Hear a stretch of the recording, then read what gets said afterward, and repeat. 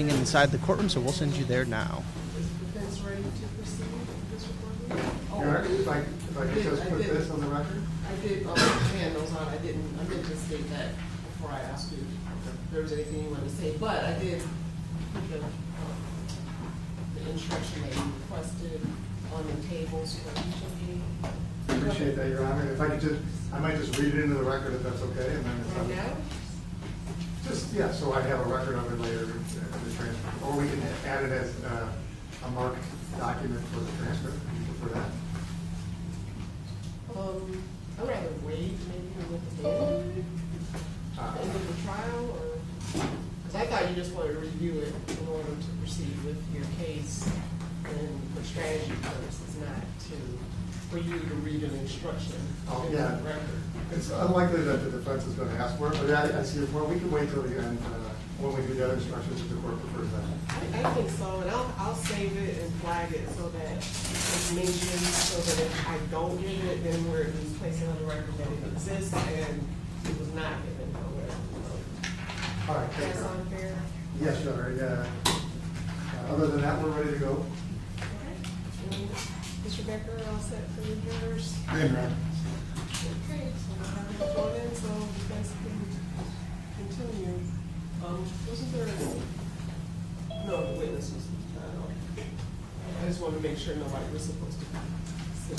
No, we're gonna recall Bob McFarland. We're gonna I do saw that. the stuff up there and possibly it was missing, but. I promise we'll be quick. Okay, so we'll have the jurors come in and we'll get started.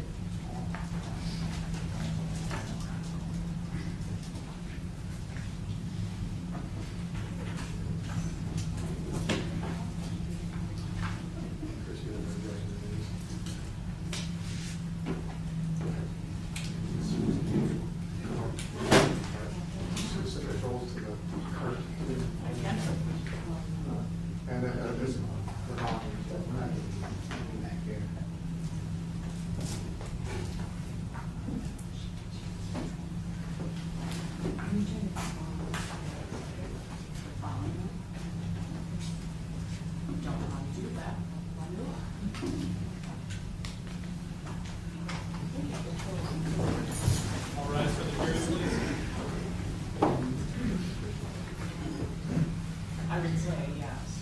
Because, yeah,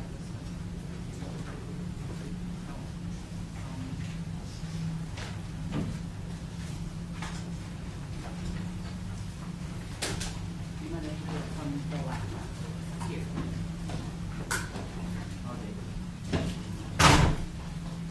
welcome back. You may be seated. And let's get on to the next witness. Thank you, Your Honor. The defense called Bob McFarland back to the stand.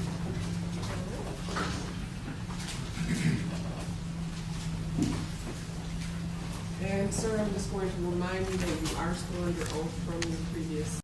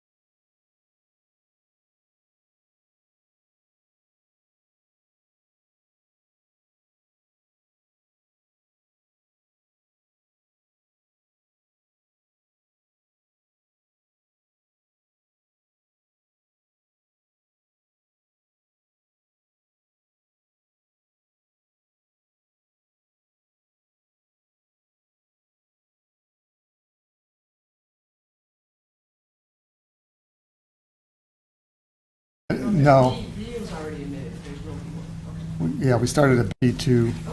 Okay. I don't know why we don't have a B1, Your Honor. And to confuse things further, we're going to now go to B11. You have, and we have marked as Exhibit B11, a part of the video that's already into evidence. Yes. Okay. And you tell us what B11 is, Mr. McFarland. B11 is a series of sequential images that were exported in BMP format, and then subsequently your office printed them. Okay, and in the exhibit B11, what is happening before you put it on the screen? Or I'm not we sure. can move admission to B11, Your Honor. I've already provided the paper. Objection to B11? No, Your Honor. Okay, B11 is not admitted. And to save time, Your Honor, I will move admission to B12, B14, B15, and B16. Wait, 12, B11, B12, B14, B15, and B16. And we did skip some numbers there, Your Honor, just to save some time. and any objection to those exhibits, Mr. Becker? No, Your Honor. Okay, so 11 and 12 and 14 through 16 are not admitted as well. Okay. And now that they're in evidence, we're going to publish them to the jury. Can you start with B11 and then describe for the jury what is in this particular exhibit? This particular exhibit starts at RFN 5392, and it's a series of images that go through showing a segment of video where Officer Schurr and Mr. Lyoya were in the struggle. And I'll just advance it with the arrow keys. Do we want to dim the lights, please?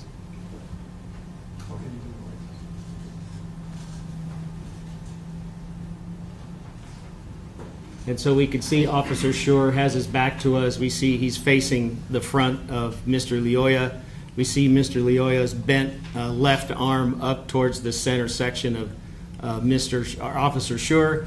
And we can see Mr. Lyoya's left elbow under the armpit of Officer Schurr, and his arm extends out. And as I play forward, you'll see. And as I advance forward, we see here Officer Schurr comes off the ground and then gets back down, and now you can see Mr. Lyoya's right arm and how Officer Schurr is grabbing onto it. And we end at 5410. And then if you could publish to the jury exhibit B12. This is another series of images. This is shortly after that sequence. This starts at RFN 5593, and this shows Officer Schurr holding on to the fabric near the right shoulder of Mr. Lyoya. Mr. Lyoya's left hand, that you can see in the body-worn camera, is extended, and I will advance it, and you will see Mr. Lyoya, his hand covers the body-worn camera. And that goes to RFN 5602.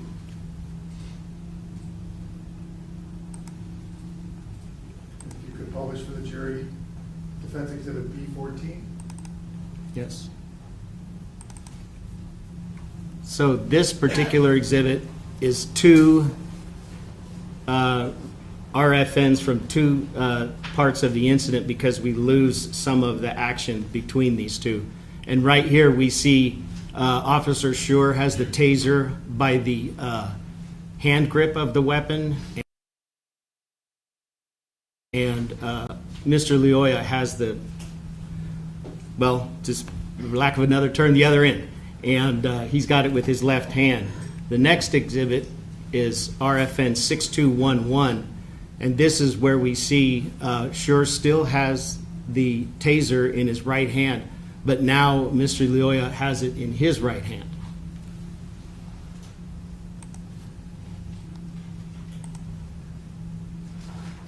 Are we in B15?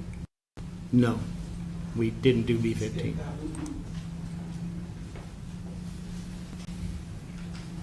I thought we skipped B13. Skip 13. Oh, yeah, you're right. So you skip 13, so it should be 14, 15. Oh, are we on 14? No, we Well, just no, did, That's what I probably did. we I'm have sorry. 15 and 16. Okay, can you publish B15?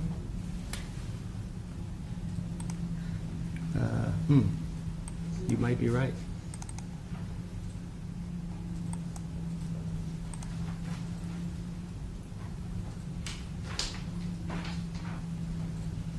We did skip 15. There's a 15, the last, second from the bottom, that's not it. Oh, you're right. Thank you, Your Honor. This is a single image, RFN 7447. And what we're showing here is Officer Schurr on the back of Mr. Lyoya. You can see Officer Schurr's left hand down near the taser, and the taser's also in Mr. Lyoya's right hand. And Officer Schurr, both of his feet are up in the air.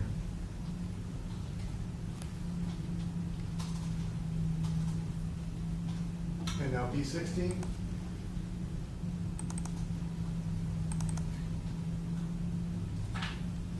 This is images, a series of 3 images. They start at 7513, and as I move forward, you could see the taser officer, or excuse me, the left arm of Officer Schurr come up.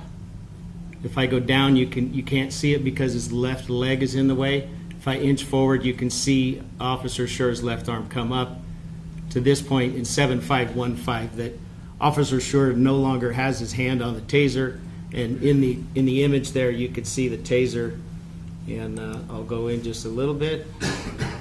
The taser's right here to the inside of Mr. Lyoya's left forearm. You can see it on the ground, and it's in Mr. Lyoya's right hand.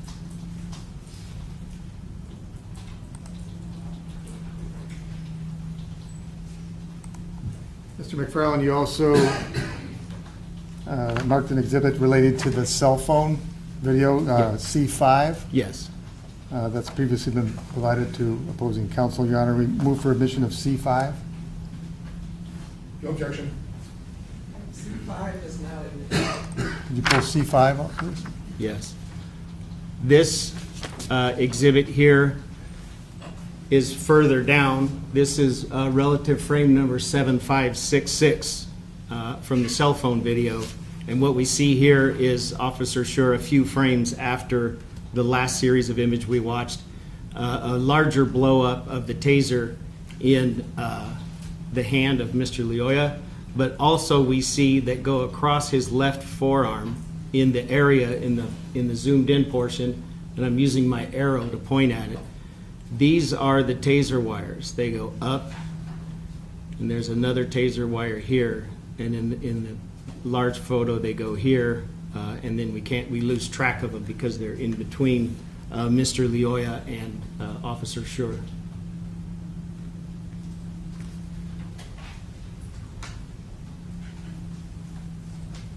Thank you, Mr. McFarland. You can take that down.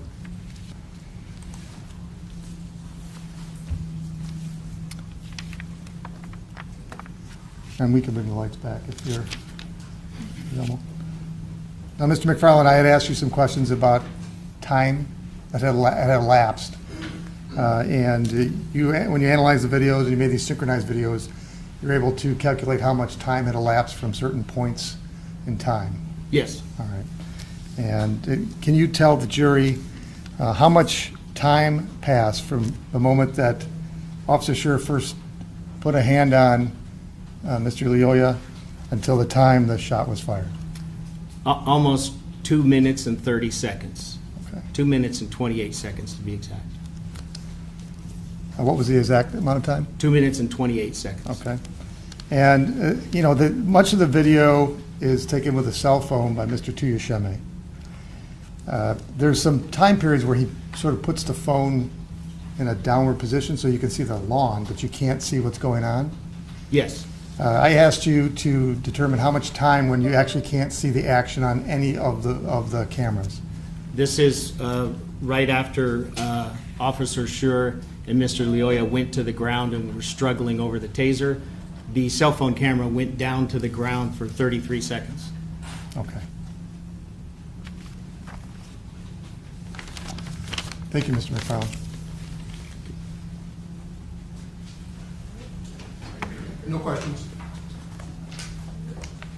I don't see any hand raised on the jury. Maybe this one speaks more than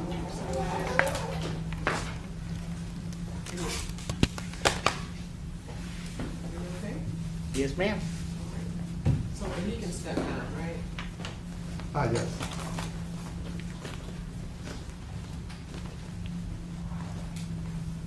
Mr. McFarland, is this yours? Yes. You want me to take it?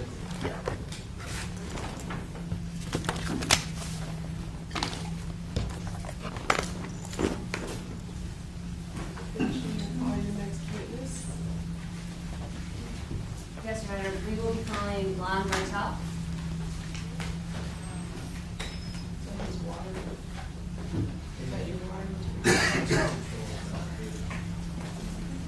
Oh, yeah. Hello. Hello, ma'am. And sir, before you take your seat, please raise your right hand like President swear you in. Do you solemnly swear that the testimony you're about to give in this matter will be the truth, the whole truth, and nothing but the truth, so help you God? I do.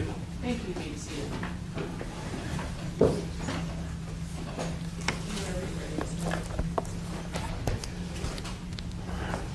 Good afternoon. How you doing? Could you please state your name and spell it for the record? Sure. My name is Lon Bartel, Lonbartel.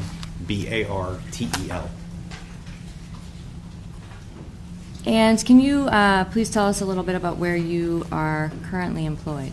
Sure. One of the roles that I have is I work for a company that builds training simulators for the U.S. military and law enforcement, where I am the director of training and curriculum as well as the principal researcher for developing that very high fidelity training material, which includes the utilization of force options, de-escalation, less lethal utilization, as well as our system has been used widely for research on human performance.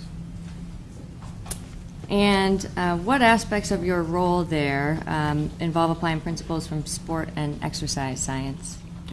Almost all of them. I have to be able to analyze human performance and portray it in a realistic way.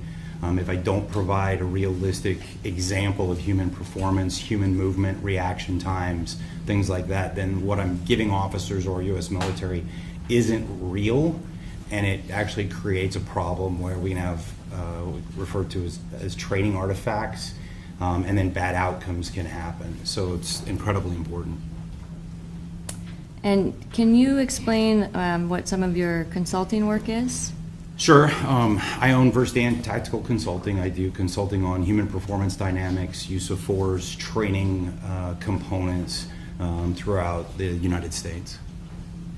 And what type of work do you do any work there regarding human performance during high stress instances? Yeah. So a lot of what I do, because of the analysis of a force event, is going to be in a higher stress, probably better phrase, a high arousal state, because of the nature of the consequences of some of the outcomes. So those high levels of arousal cause changes in our body that most of us understand. You know, when our heart rate starts to flutter, or we start breathing heavy, or whatever else happens to be, and those all play into how we perform, whether it's a physical skill or decision making or identifying things, listening or paying attention.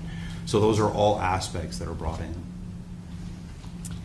And I guess backing up a little bit, can you describe your educational background in exercise and sports science? Sure. So I have a bachelor's degree. I graduated with honors. My college of study was actually sports science, but my concentration is actually physiology and biochemistry. While I was putting myself through college, I was working as a personal trainer and a strength coach, and I was certified through the American Council on Exercise, Health and Tennis Corporation of America, National Strength Conditioning Association. There might be another one in there. And then my master's degree is actually in applied exercise and sports science. I obtained additional certifications with the National Academy of Sports Medicine as a performance enhancement specialist, as well as there's an organization called National Strength Conditioning Association, which I was certified as a certified strength conditioning specialist back in the day. I did one of their newer certs, which is a tactical strength and conditioning facilitator, which focuses specifically on law enforcement, military, EMS performance, as it applies to being able to train for the demands that they will face. I'm also currently working on my PhD. I'm in the dissertation writing phase. and my PhD is in performance psychology. Well, that sounds like a lot. Thank you. Have you, prior to your current position, did you have any prior experience as a police officer? I do. And over 20 years. Okay. And as part of your job as a police officer, what type of work did you do? Like everybody, started in patrol, worked a bunch of special units to include a community action or neighborhood action team. And then I moved heavily, because of my sports background, I moved heavily into the training environment where I served as a firearms instructor, a taser instructor, less lethal instructor, chemical weapons instructor. I also was part of our SWAT team as not only a hostage negotiator, but as well I was one of our senior operators. I started our explosive breaching program. During that time, I'm one of the guys that actually started this SWAT association in Arizona, where I served as the secretary for the first 5 years of its inception.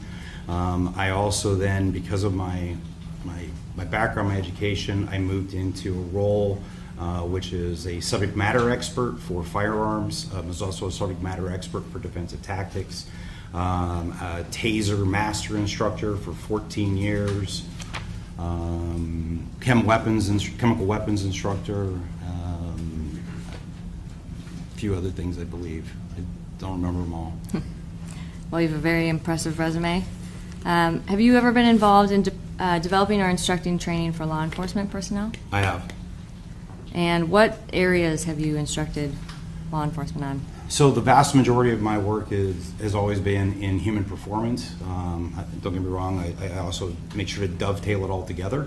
So I was a de-escalation instructor, and I brought de-escalation in as part of our firearms program and part of our defensive tactics, so it all was intertwined. But I taught all of those, I developed all those skills, or all of those trainings.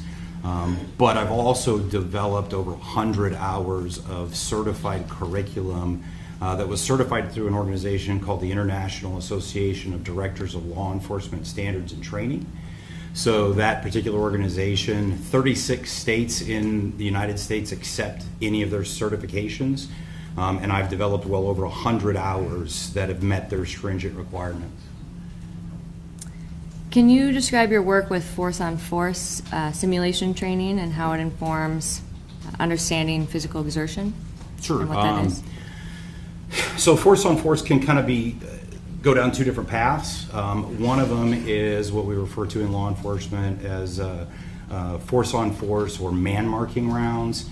That particular technology I teach for that company on the side. They're the largest manufacturer of this particular technology. They take real guns and they modify them. They put in a new barrel and different magazines, and then the ammunition that they use fires a small paint pellet so that it will actually show where the round hits. And if I give 3 different people different colors, I know how to keep you accountable for your rounds or your rounds. But the weapon cycles the way a real firearm does, and one of the other components to it is because those little paint pellets are moving at a pretty good speed, they hurt. And because of that, what that creates is an elevated arousal state, which is highly beneficial in law enforcement training, because we need to get officers to be able to adjust and make those type of, or deal with those type of environments. So it's one of the ways that we can elevate the arousal level or the stress level and force them to have to perform whatever the tasks are. Now, we don't necessarily always use the tool. They just need to know that it's a possibility. Often those drills are nothing more than a de-escalation drill. But I don't want you to know that ahead of time. I need you to not know that. It's an important consideration. So another form of force-on-force or simulation training is the stuff I build with the digital simulators. Those simulators, imagine a large movie screen. One of the systems we have is actually 5 large screens. It's projected in 4K. And it's not a movie as we think of it as a linear event. In other words, you hit play and it just finishes however it finishes. The particular technology has a branching component to it, and many of us grew up reading books called Choose Your Own Adventure books, where you would read the book and you got to a specific point and there were decisions you could make. You would go to a different page and then there's a completely different storyline. Well, our video does that. And the instructor can click or branch the video. So if you're doing a great job on giving verbal commands, I can make it so that the individuals on screen comply to your commands. Or if maybe I need you to say things slightly different and I don't reward it so that they're more, more confrontational. But you also have in the devices that we use a laser insert, and that laser insert goes into a firearm, a taser, OC spray, less lethal munitions, so that my actions can immediately branch that video as well. So if I have a subject that pulls a gun, I can utilize a firearm and shoot them, and that individual may drop to the ground, or if I don't hit them in a vital spot, they may only stagger and then re-engage, and then the officer has to deal with the fact that that lethal tool or a less lethal tool wasn't effective, and they have to continue on making decisions and interacting with the video. We also use a device called a threat fire, which is a small electric device that creates a little pain signal, because again, I need that arousal level to be brought up to be representative of the environments that law enforcement or our military really face. And why is that important? So that elevation in the arousal level, it changes your body chemistry and your brain chemistry, and I need you to be able to make the adjustments accordingly, whether it's emotional self-regulation or to realize that you're being overcome in this circumstance, you don't have the right skills, you don't have enough people, whatever else happens to be. I need to create those dynamics, but it's an important consideration. Have you ever been involved in developing or reviewing training curriculum for law enforcement? I have. Can you tell us a little bit about that? Yeah, so goes back to the statement I made about IATLIST as far as developing their material, as well as at my agency, I developed all of our material. As my role with the Arizona Tactical Officers Association, I would volunteer to work with smaller agencies and their tactical teams to help them develop their policies and procedures and make adjustments based on the limitations that they had on personnel, equipment, and training times, so that way they were able to get the safest environments possible based on what they had. And what are some of the factors that you consider when doing this for our agencies, when creating? So big things that you have to look at is, number one, is state and federal law. I mean, those are our guiding factors. What is it that an officer legally has to be able to obtain, be able to adhere to? Another is department policy, because policy is going to dictate what an officer's standard is held to. And just as important, comes from my education, my training background, is it humanly possible what we're asking these individuals to actually do? The capability of a human being, and we're all flawed human beings, has to be looked at, because there are some things that you just may not be able to do.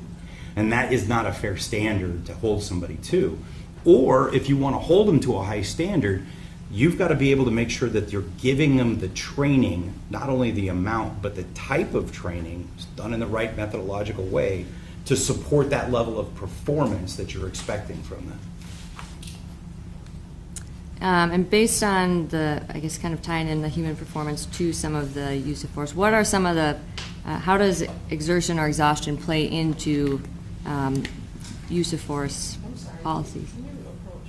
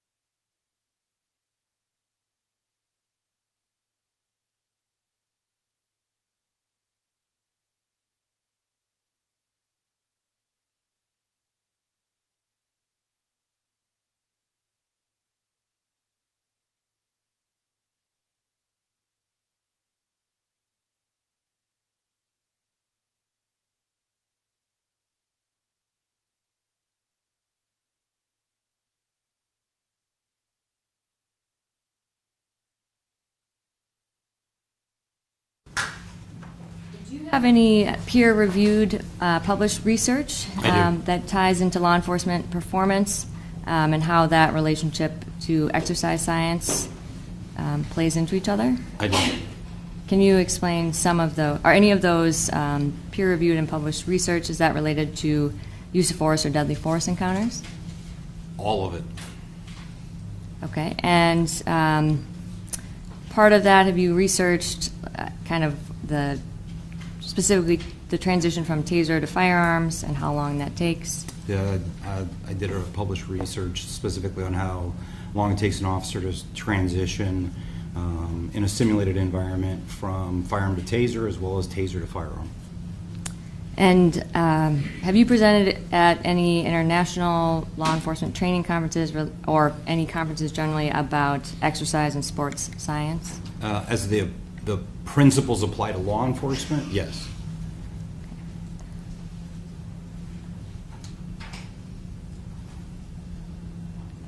And Your Honor, at this time, I would have moved to qualify Mr. Bartell as an expert in exercise and sports science and exertion and exhaustion factors.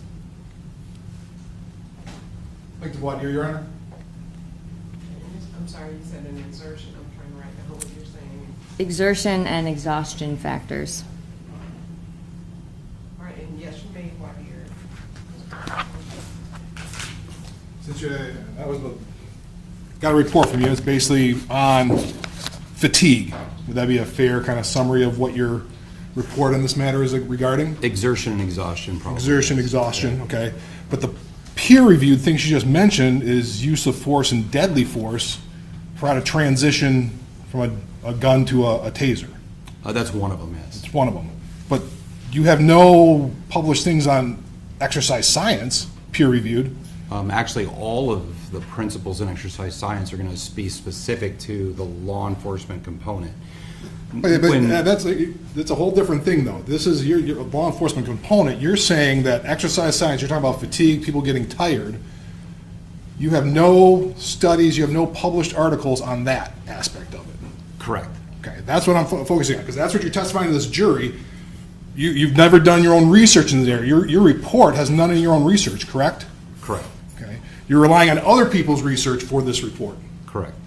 So when you're looking at what an expert does, you've never published anything in regards to this area? In regards to Peer-reviewed. specific exhaustion, no. Exercise, that's what you're an expert in. But exercise and sports science, absolutely. Where? I mean, I got a list of your qualifications, your things. There's, Let's talk about the one that you just mentioned, which is the transition study. So the transition study is going to include a component of action and perception. So as human beings see the environment, we pay attention to different things. We have to process all of that, and then we make a decision. That decision then just has to be carried out. That is legitimately a component of exercise and sports science. That's an example. Another one would be the study that I did on time to stop. So we created an environment where officers had firearms, they were given a signal to start shooting, and they were given a signal to stop shooting. The action of stopping required them to be able to see what was going on, to formulate a plan, and then carry out that plan. Exercise in sports science is not just about how much oxygen I need, it's also about how I see the environment, perceive the environment, make the decisions, and then carry out those decisions, which is what the majority of my research has been. But in terms of that's not what your report's about. It's not, your report for this incident was about how people are impacted by fatigue and how tired people get, essentially. Is that a fair assessment? How exhaustion can play into their performance. How exhaustion played into performance in this specific instance. Or any instance similar to it. And in terms of you're still working on you're working on your doctorate. You haven't presented a thesis to defend, have you? No, first defense is in 2 weeks. 2 weeks, so you still haven't gone through that process. Correct. You haven't done any books in this area? No. And one of the things you work with, the one certification, you listed a number of certifications. The only two I have that, in the National Academy of Sports Medicine is 2021, correct? Correct. And National Strength and Conditioning Association is in 2023, correct? Correct. The rest of them, in terms of any sort of exercise, sports medicine, I don't see anything other than those two on your CV. Correct. Those are the two that I maintain. It gets expensive to maintain all the other ones. Sure, but you listed a whole bunch of them, but those have all expired. Correct. Those were when you were doing exercise. I think you said you were a trainer. Health fitness instructor, personal trainer, and strength coach. And that was back in 1997. Correct. And that was That's before where it you. started. So all those certifications and stuff were back in 1997 before you became a police officer. Correct.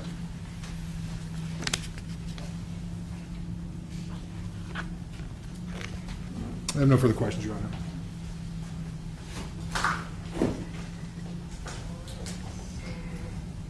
There's a motion to have him recognized as an expert in the fields of exercise and sports science and exertion and exhaustion factors. Is there an objection to that or not? I guess it goes to weight, not to admissibility, Your Honor, so leave it to your discretion. All right, so I will have, for purposes of this case, I will accept him as an expert in those areas. Thank you, Your Honor. Mr. Bartel, did you form an opinion in this case? I did. And what is your opinion? My opinion is that the video captures from the different angles show that Officer Schurr was engaged in a prolonged, very intense fight where he attempted to control a very resistive subject. He utilized multiple control options, such as knee strikes and punches, to try to prevent this individual from getting away and then from taking his deadly, dangerous instrument from him. The individual seems unfazed by the vast majority of his force options, to a point where he even was able to push up off the ground with Chris on his back. The struggle continues, where you can see Chris and you can hear his labored breathing, indicative of exertion and exhaustion, towards the end of the fight, where he is now fighting over the control of his taser and eventually loses control of this dangerous weapon and deadly weapon, and is then at a point where he's exhausted and has very little options other than the use of deadly force to stop the ongoing assault. So breaking that down a little bit, have you, I guess we'll kind of maybe work backwards and then come back to it, but have you formed an opinion about, I guess, whether it would be reasonable for an officer in Officer Schurr's position to be in fear of serious bodily injury or death after all of the factors you just listed? Yes. Why? When we start getting tired because of high levels of physical exhaustion, and most of us understand this at some level, your ability to continue that effort goes away quickly. The idea that we're able to fight for an extended period of time is not realistic. And what happens is we quickly lose the ability to maintain muscular strength or muscular power, which is absolutely vital in these type of situations. So as our ability to maintain, or think of it this way, produce force with our muscles starts to decrease, our ability to hold on, our ability to control somebody, our ability to hit somebody effectively is diminished rapidly, meaning we no longer are able to effectively fight. This individual can overcome us, they can take things away from us, and those things can then be used against us, which creates a very, very difficult position.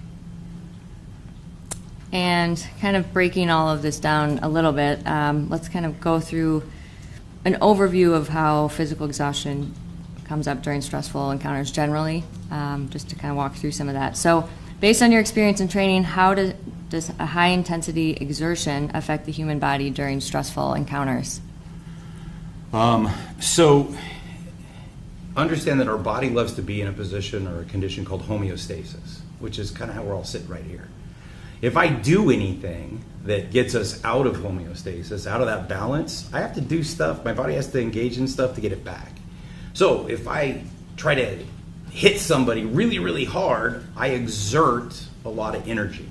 That exertion changes things in the body. I start using chemicals up, I use fuel, right? So everything from, there's different types of fuel. Most of us understand that we use sugar and we use fat as a fuel source, and we do You know, you need oxygen for long distance stuff, but short distance, high intensity, we don't use a lot of oxygen. We're using more blood sugar or another substance in the body. But when we engage in those behaviors, we start using up those stores. So that fuel starts to go away. And what happens when we burn it or burn it off is we have all these byproducts. And these byproducts, and most of us have felt it, like if I had to do a bunch of push-ups, you know, that burning sensation that you start to get, or a bunch of sit-ups, that's some of those byproducts that start to get built up, and you quickly start seeing your fatigue. Your muscles start to shake or tremor, and you're unable to generate the same amount of force on the 20th one that you did on the first one. So there's a level that we really understand what happens when we go through these high levels of physical exertion. And I'm just talking about 20, 25 push-ups. I'm not talking about a fight that lasted for 2 minutes and 30 seconds while wearing extra weight of the bulletproof vest and the belt on top of it. Those are all things that would lead into the exertional component to this, and how, as we start to get tired, our ability to control somebody goes away quickly. And can you explain a little bit more about why that is? Well, I mentioned the burning of the fuel sources start to go away, the byproducts start to happen, and without getting too into it, the fatigue can hit two different ways. One can be central, which is the nervous system, because it's being utilized in these high intensity situations, and the other is a peripheral, or within the muscles itself. So because we're using both of those at high intensity, we start seeing those fatigue factors start to set in. Those exertional aspects cause all these changes that occur from a neurological and a physiological component that makes it that it's harder for us to do things, something as simple as holding on. As an example, you know, if I had a pull-up bar in here and I had you hold on to that pull-up bar, how long could you hold your body weight there before your hands are just going to give out? That's those changes. That's localized in that particular situation, but those exertional factors dump chemicals into the blood that will affect everything in the system. And you mentioned that doing something like push-ups or sit-ups is not the same as the ability to be in an all-out fight. Can you explain that a little more, and that distinction? Yeah, sure. So one of the things that I did is I did a bunch of exercise testing and prescription. I've tested thousands of people when it comes to exercise testing and prescription aspects. So the exercise tests measure different components of fitness.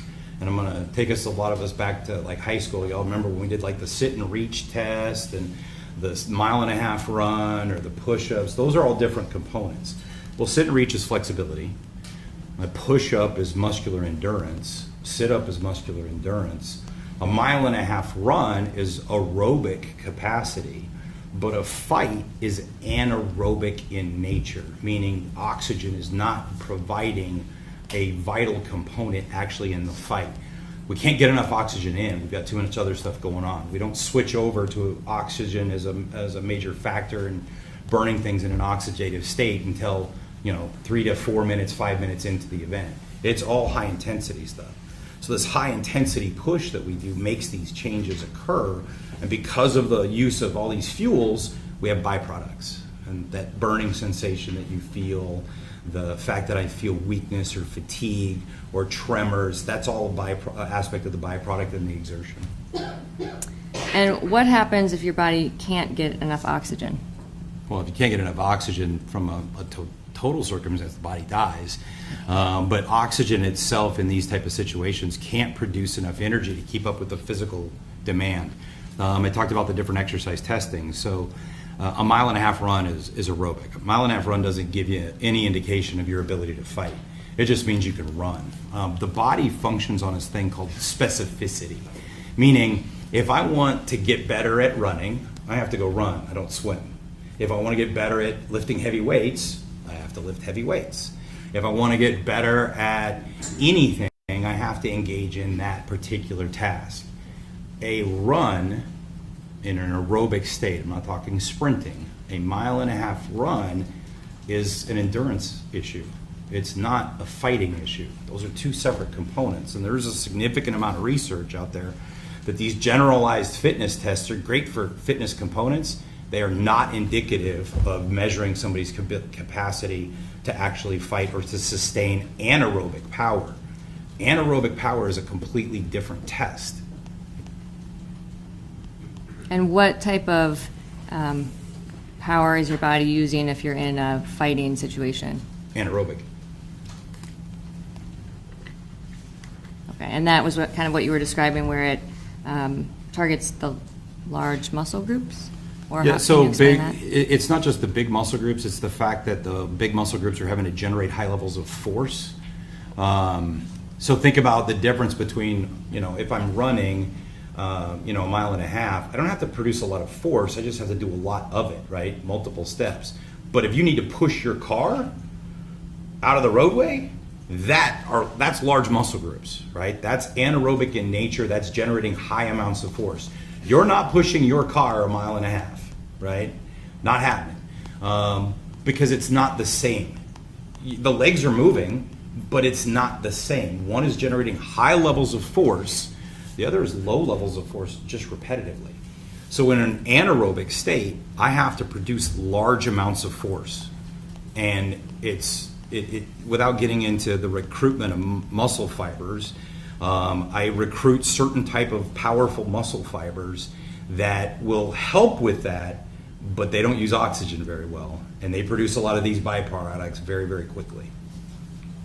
And what does that do to someone's fatigue level? It drives it up immediately. I mean, you can get people fatigued or gassed within 15, 30 seconds of a super high intensity exercise. And what would be, if you're in a fighting situation, how quickly could that happen? Same, depends on the nature of the fight.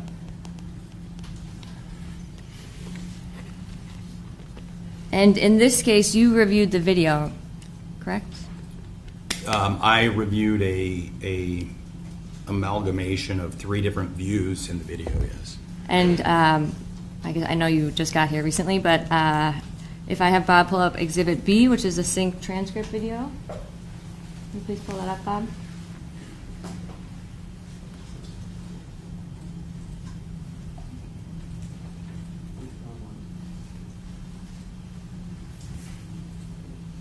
And if we could dim the lights, please. Exhibit B.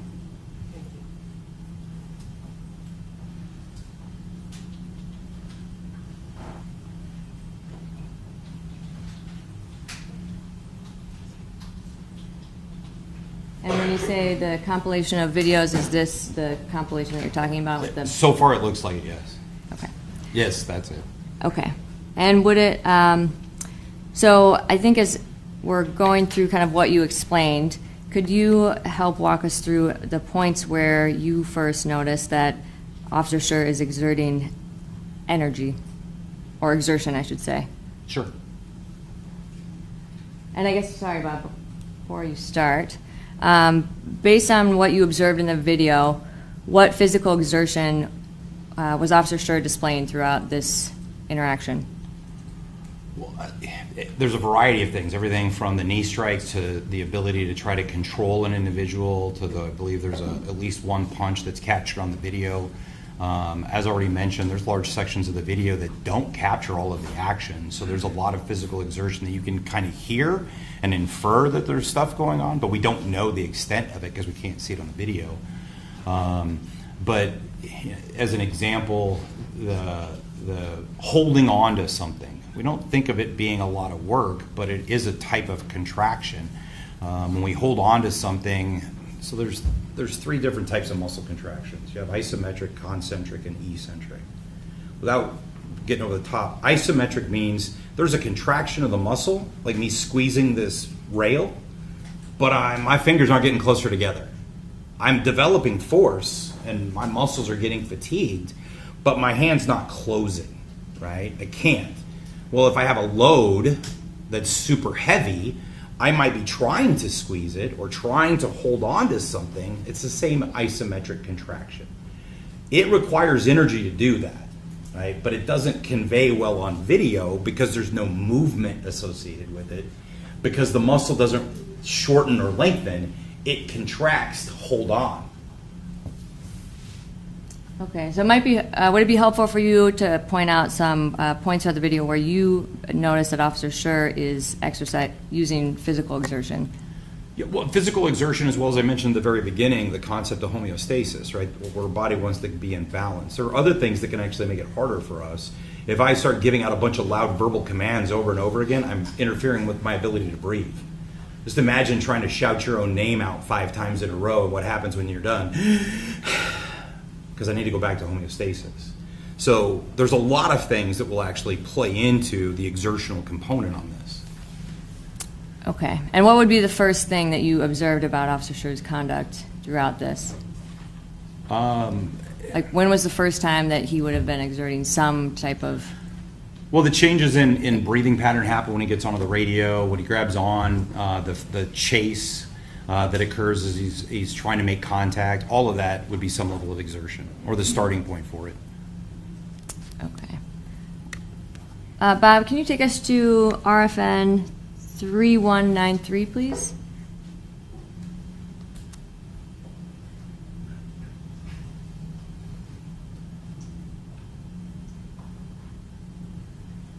Okay, and what do you observe about this frame of the video? He's making contact with the subject's shoulder. It's hard to say if there's any real squeeze. It doesn't appear, just the nature of the fold of the clothing. I can't say for certain, but this is the first contact where he's trying to gain control. And at this point, what would be happening to his physical exertion levels? Again, if there's not high levels of muscular force being used, not a lot, minuscule. Okay. Bob, can you play the video from here, please? Stop. Put your hands down. Stop.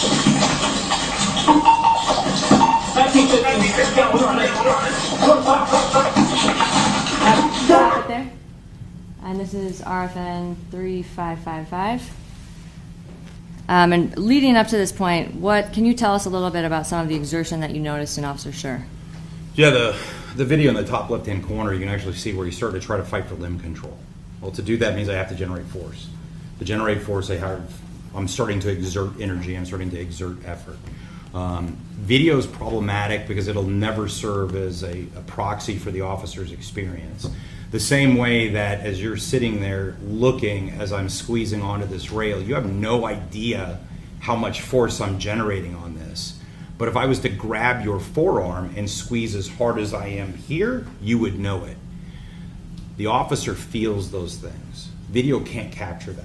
So that's one of the challenges in this, is we know there's exertion, we know holding on is exertion. To say how much work is done is a little bit harder to do. When he tries to control the limbs, that's exertion. I've got somebody that doesn't want their limb controlled. They're going to pull away. To overcome that, I have to try to hold on. So that is all physical exertion. We're seeing a start of that effort early on. And when would the start of that exertion begin? Would that have been as soon as the officer starts using force? I mean, and by force, I don't mean in a traditional use of force policy. I mean from a physics perspective, right?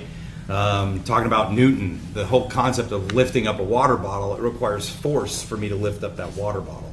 The muscles have to contract. This isn't a lot of force, not a lot of resistance. Give me 300 pounds, and that's going to be a lot of force. Give me somebody who's resisting against me aggressively, that's a lot of force. Bob, can you play the video from here, please?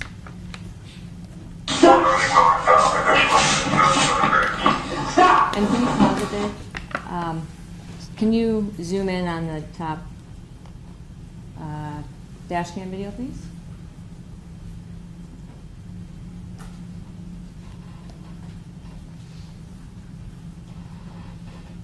Okay, and sorry, can you back up to 3555?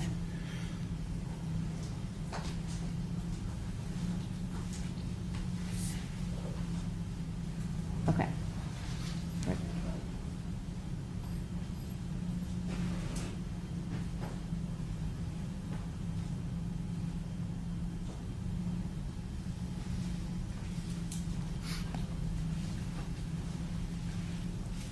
Okay, so we're at the point where Officer Schurr has tackled Mr. Lyoya to the ground, and then I'll play it forward briefly, and then can you just, well, why don't you explain, once he tackles him to the ground, what type of physical exertion would Officer Schurr be using?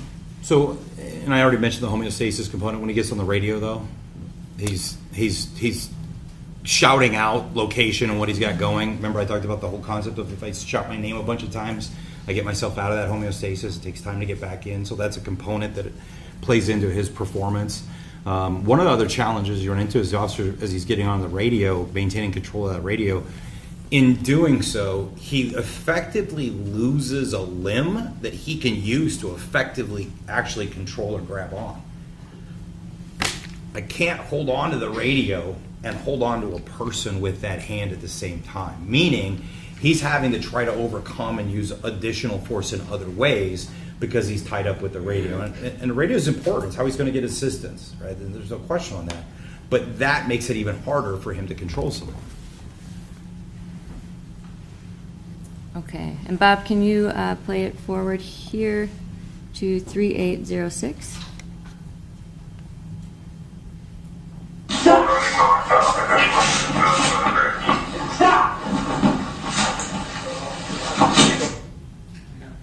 Oh, sorry.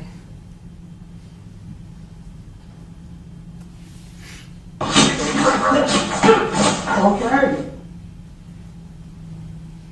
If you could zoom in at that point, and this is RFN 3816. Okay, and at this point, what have you observed of Officer Schurr's exertion? So he's trying to keep a subject who's fighting him on the ground, which requires physical force and physical effort. You see him change position at one point in time as he's trying to move position. That all requires physical force and exertion. All of that is going to require some level of force. And again, the piece that has to be taken into account is he's doing so wearing a vest and body armor, as well as his duty belt.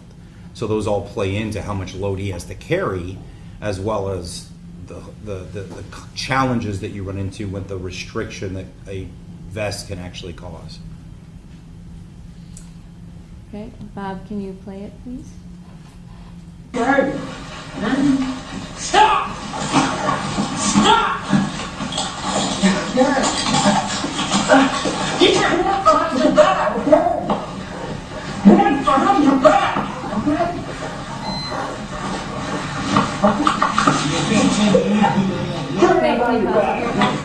What is the RFN number? 1417. Okay. And during this segment, what did you notice about Officer Schurr's position? Well, he attempts to do a couple of knee strikes. He engages in knee strikes. Knee strikes are very powerful, very high energy demand. Another challenge that you run into with the knee strikes, anytime I generate high levels of force, one of the things that we do is we engage in a process called bracing. So think about if you go to lift something up, you will literally tighten up your core to do it, so that way you can lift things up. The challenge is, and you want to do it along with me, if you tighten up your stomach and you try to breathe normal, it's not easy to do. So he has to generate high levels of force, but to set his core, to set those muscles that actually can interfere with his breathing, which again can play into his ability to sustain a fight. And up to this point, what have you noticed about Mr. Lyoya's actions after Officer Schurr tackled him to the ground? So you hear verbal commands or hear verbal statements that he's going to comply, but the actual physical actions are not compliance. Okay, after, the command, give me your hands, put your hands behind your back, but he doesn't do it. He continues to fight to keep the hands to the front. So there's a contradiction between the verbal statements that are made and the actual physical actions that are made. And you can see that Chris is trying to control those limbs, and he's not able to do a great job at it for whatever reason. And you mentioned some of the knee strikes that Officer Schurr used. What did you notice about them? Well, as I mentioned, the high intensity, that's the nature of a knee strike. They're big, powerful muscles, just because the muscles of the legs are, some of the largest muscles in the body. And in doing so, they have a very high energy demand. So we know that we start pushing that anaerobic threshold even more and more with that type of behavior. Were they effective, the knee strikes? They didn't appear to be effective because he's not getting compliance. He's not getting an individual who stops. You're not seeing an individual that ideally, if I do a knee strike to, say, the common peroneal, I cause a neurological effect on that muscle to where it doesn't contract very well. I'm not seeing that because he's, our subject's still able to get his legs up underneath him and at some point in time push himself up with Chris on his back. And what would that indicate to you about their positioning? So from a advantage perspective, he's underneath Chris. The fact that he's able to get his weight up, he's got a good solid base to fight from. I say that because being able to fight from a bottom position is actually not hard to do. One of the simulations that I built that it's tied to national curriculum is specifically to the speed of a prone suspect and how quickly a prone suspect can turn around and actually utilize a weapon. So from the first movement to the actual use of a weapon, it can happen as little as 0.61 seconds. Now that's based on research that was done by Force Science, but I've put it into a simulator and I've had hundreds of people do it in real life, in real time, and it happens quickly. Okay. Bob, could you please play this from here? And I'll...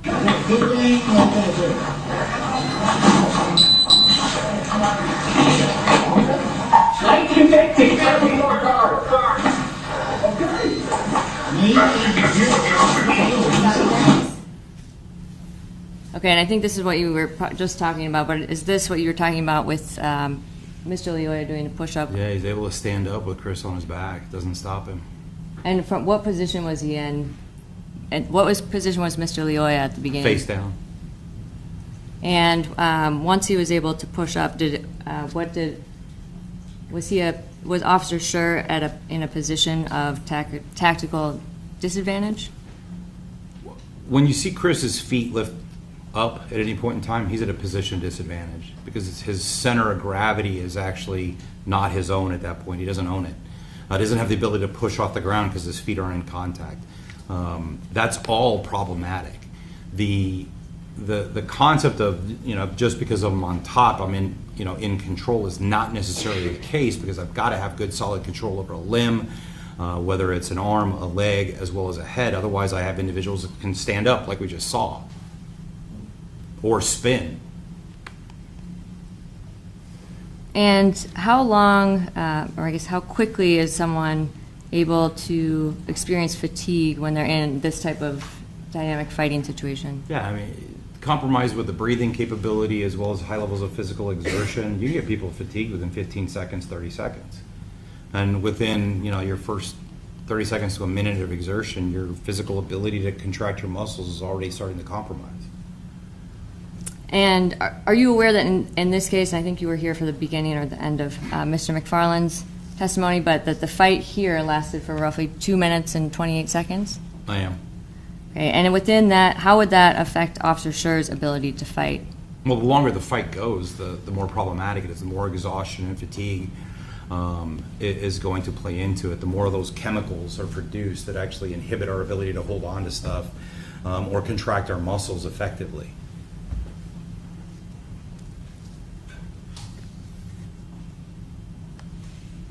What are some of the factors that impact how quickly a person might feel fatigued? Well, the demand of the activity is one of the bigger ones, right? How is it a high power activity like we're seeing here, or is it a lower power requirement? The difference between walking 5 miles, which might take us an hour and a half to do, versus something that I've got to do within seconds because I've got to generate high levels of energy or high levels of power, which require high energy demands.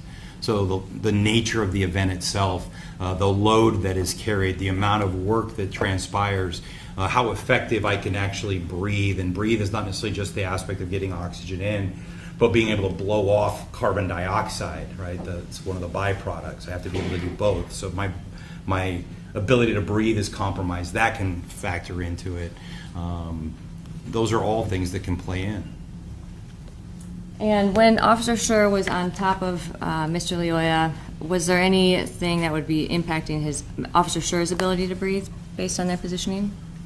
Yeah, so two things of note. One, like I mentioned the nature of the body armor, because it can be restrictive, as well as the gun belt. But the other problem is in that position, for every action there's an opposite but equal reaction. So the weight of the bottle sitting on the desk also pushes up against the bottle. It's just kind of the nature of things. So you see Chris's stomach actually sitting across the top of the hips, throughout some of the points in the video itself. Well, as that occurs, the body is actually pressed on. That makes it harder for me to breathe. Imagine laying over the edge of this ramp or on the edge of your couch, with face down with it on your stomach, and now trying to actually inhale and exhale. It's all compromised.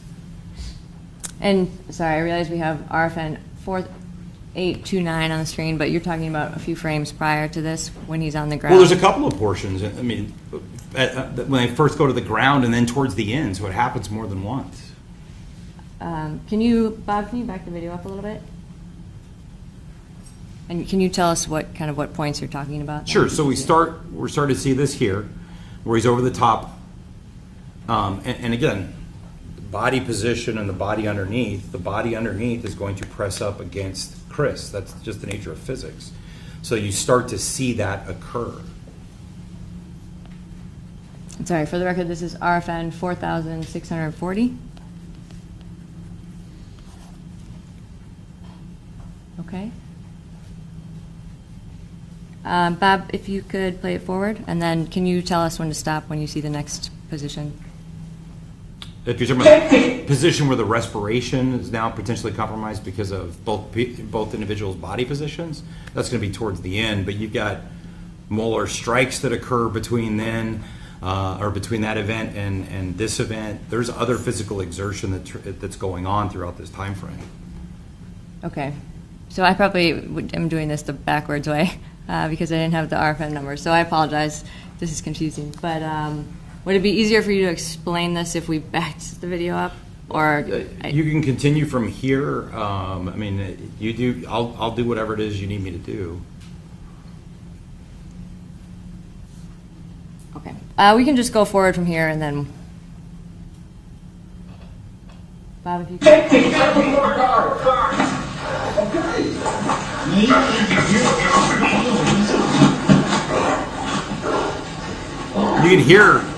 You can hear Chris breathing.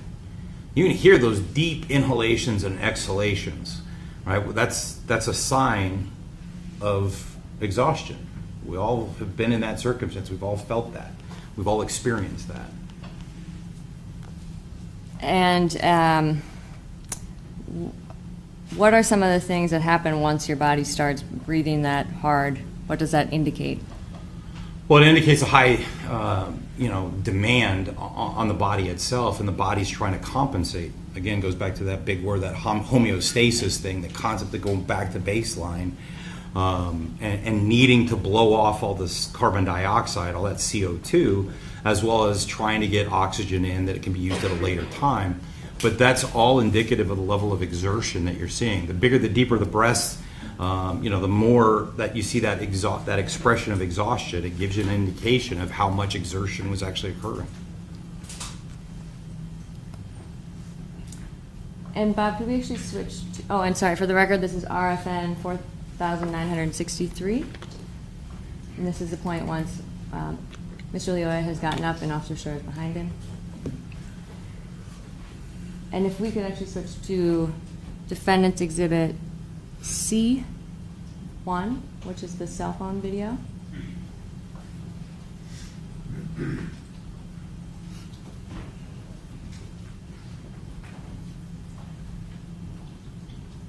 And if you could play this to kind of where we were at, I don't know exactly where on this video, but if you could go. Okay. This is 26 seconds into Defendant's Exhibit C, RFN 4953. And then if you could play the video forward from here. Well, you can see Chris is trying to hold on to him, and there's physical exertion here. He's being pulled, number one, and he's having to try to resist it, but he's also in a position where he's trying to hold, the arms back. And at this point, kind of, I know you were talking a little bit before about how the video shows something and how someone might feel. Can you explain that a little bit more in this position? As far as muscle contraction? Yes. Yeah, I mean, we can demonstrate it if you want. Your Honor, permission to have Mr. Bartel step down from the witness stand to do a demonstration? Okay, and what is he going to, is he just going to reenact what's in the video? No, Your Honor, I mean, the point is muscle contractions, as we see on here, that isometric concept, anybody that's in the room, if they put their hands together and they push as hard as they can as they're trying to collapse their hands, you're not going to see on video that there's a lot of movement. But there is absolutely a ton of muscular contraction that's happening, and fatigue will start to set in. You'll feel it. So just because the video doesn't show an arm move doesn't mean that the muscles aren't being used significantly. I'm still, I don't know what demonstration you're going to ask him to specifically do. So just kind of to explain, and I guess we can go forward at this point. He kind of did a little bit by pushing his hands together. I don't know if that. Or if anybody wants to experience it, if you want the jury to experience it, they can do it. I mean, it's your call, Your Honor. They can if they want to. I don't know that it's, I mean, they don't have to do it now, but unless they. If they, I mean, I think if they want to, I don't know. I think what he's trying to say is just like how much force can And how quickly can the be muscles are going to used, fatigue. and what that does to the body, even if you can't necessarily see it on the video. I think he testified. Okay, Your Honor. All right, so we'll move forward from here. Bob, can you play the video, please?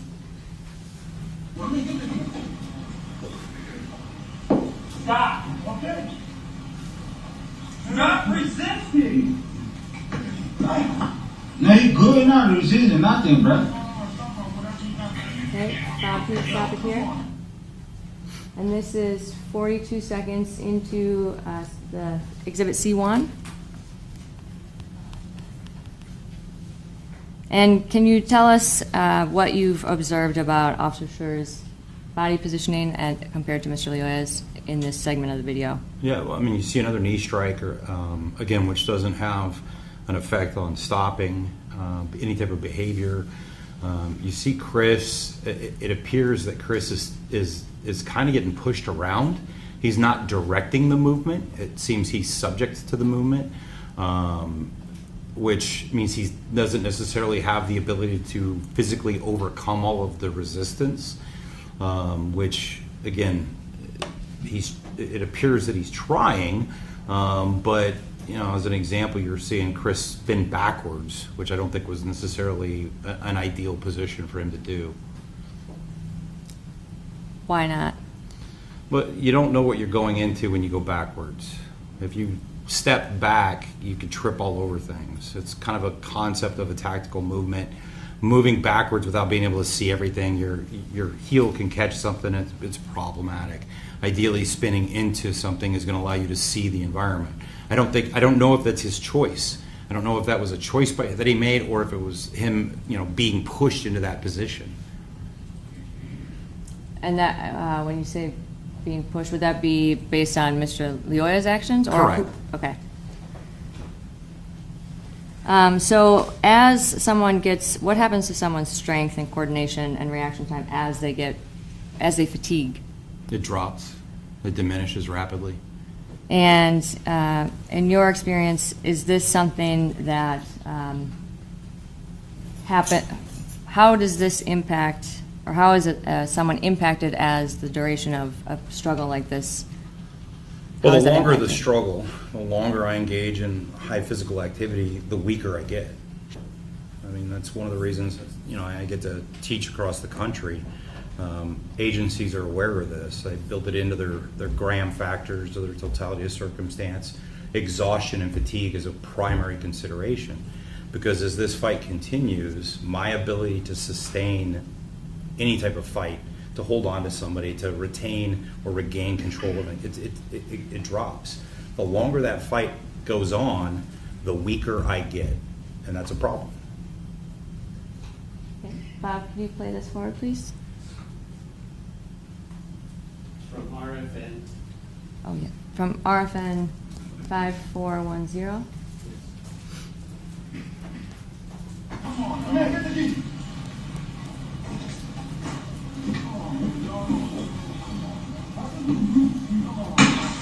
Okay, why you gotta do all that, bro? He good, man. Let go of the taser. And could you stop here? We are at RFN 5992. And throughout, or sorry, can you move forward a little bit, Bob?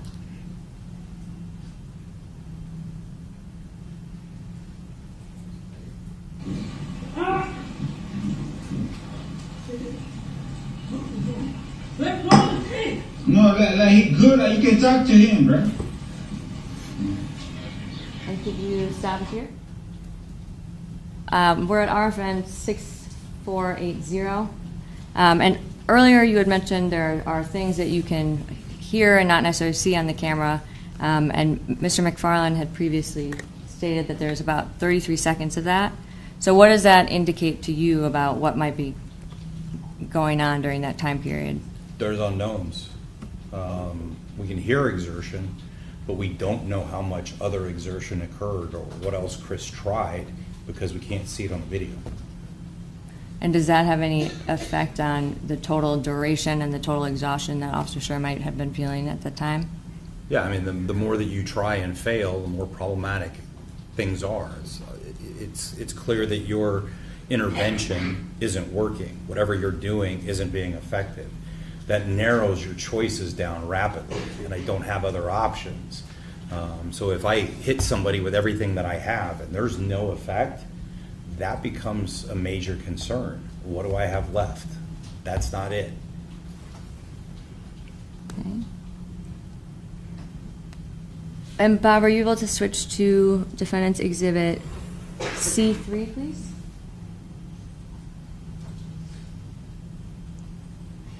And this is the cell phone video that's previously been admitted. And can you play this all the way through? Or I guess I'll take it in pause. And this is,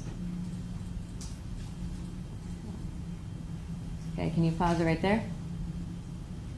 And this is Exhibit C3, RFN 7458. Mr. Bartel, can you tell us a little bit about Officer Schurr's body position? Yeah, Here. I mentioned earlier the concept of the hips being pressed up against the abdominal area, but just as concerning is both of Chris's feet are off the ground, meaning his center of gravity is not within his own control. He can get dumped, he can get swept. There's no way for him to generate any significant amount of power because he's not in control or in contact with the ground. I realize that the purpose of this video or this section is specifically talking about the taser, but Chris's body position is indicative that he's in a bad position. And why is that? Because he can get swept or get dumped, whether it's left side or right side or even over the top. Again, standing up, grabbing that arm, ripping it down, all of that would end up with Chris on his back and in an even worse position.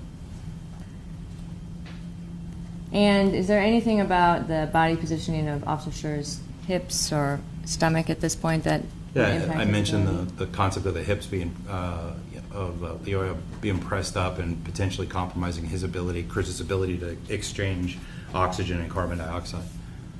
And how does that impact his fatigue level? It adds to it because I can't blow off what I need to with CO2. I can't suck in enough oxygen. That all plays into it, makes it even harder. Imagine, and I talk about the aspect of pushing a car. Imagine if I asked you to push that same car, but at the same time I restricted how much you could breathe. It's going to be harder. And how does physical exhaustion affect a person's ability to continue controlling someone who has been resisting and fighting for roughly Well, I mentioned 2.5? that you rapidly see the muscle's ability to generate force, to hold on, to push things. It rapidly diminishes. So as I start getting exhausted, my ability to maintain force, to hold on, to punch something, to keep something in a position, it's affected really, really quickly. Some of the research says within the first minute, the force production decreases by almost 30%. That's a lot. That's a big change.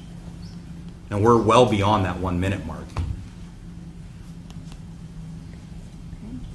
Bob, could you play this forward, please? Can you stop it here? All right, and this is RFN 7476. Can you explain the position that Officer Schurr is in at this point? It's similar to the last one.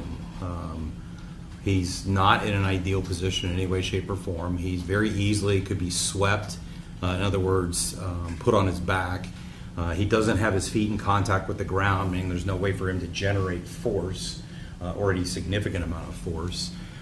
It's a horrible position for Chris to be in. And is there anything about his location, or I guess the taser's location at this moment, that would potentially impact his exertion level or response to what's going on in this position? Well, from mechanically, I don't think he's got the advantage based on the image. Mechanically, it looks like he's at a disadvantage. So, depending on how much purchase, how much control there is on the device itself, it can dictate how much control or your ability to actually maintain control.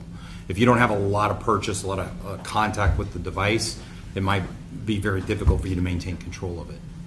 And again, the fact that all of these muscles are starting to get fatigued, it makes it even harder because I can't generate the force necessary to hold on to things at the same level as I did 2 minutes and 20 some odd seconds ago. Okay. Bob, can you play it forward, please?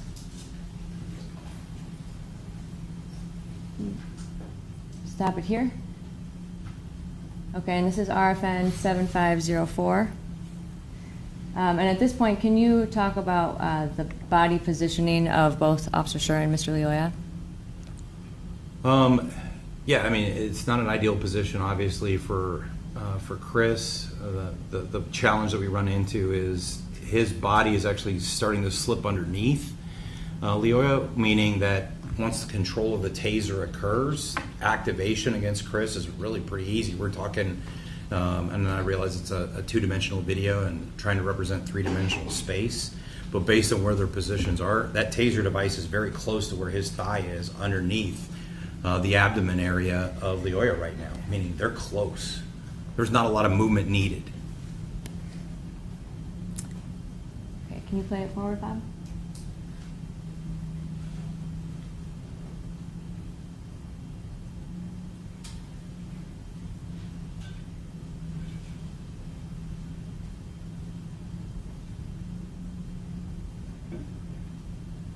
Pause it. Chris is having to place his hand where it is on that shoulder to brace himself. Otherwise, he would have gone, highly likely would have flipped over.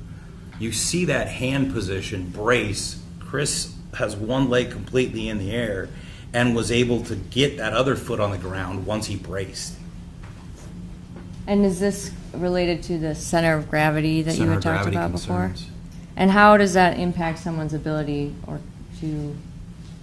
I guess their control and their body position? If somebody owns my center of gravity, they can sweep me, they can dump me, they can do a throw, they can roll on me. Ideally, I want to control somebody else's center of gravity. That's one of the best positions to be in a fight. Okay. And Chris doesn't have control of his own. He has to brace up like that, and that, where that hand starts to come down, and he's able to get that foot back on the ground. And if he were in this position, what would happen if he didn't have his hand there? Or I guess in that position where he's leaning forward, what is his body position? Without his hand braced, there's a probability, I can't say definitively because it's a two-dimensional image, that he could have fallen forward. Okay. And here, what do you notice about Mr. Lyoya's body position? He's got a good stable base. His feet and his knees are in contact. One can contact, the other one start to elevate, which If I was to roll Chris, that's what I would have done. I'd have literally, that inside knee would come up, and I would have rolled him backwards.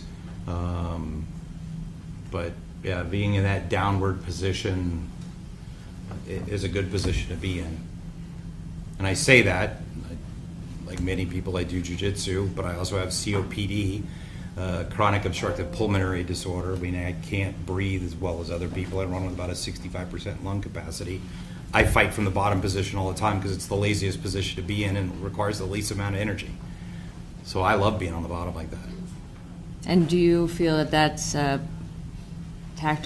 position of tactical advantage? There's an advantage with Chris not having ownership of his center and Lyoya being in a downward position where he's got stability. There's an advantage to that. And you had mentioned how quickly someone could turn earlier. Can you explain that a little bit more? Sure. So there's some research. It was the speed of the prone subject. What they did is they put people on a prone position, they videotaped them, and they showed how quickly somebody who had a firearm could turn and bring that firearm to bear and actually activate the trigger in a multitude of different positions, whether it's a chest up position, chest down left, chest down right, and they actually timed it. And I'm fairly familiar with it because I did a reenactment, which is what I put inside the simulator, that I've had a chance to run a few hundred people through. And what I see routinely, and consistent with the research, is from the first detected movement to the shot break by the subject that's on the ground can happen in about 0.61 seconds, which is quick.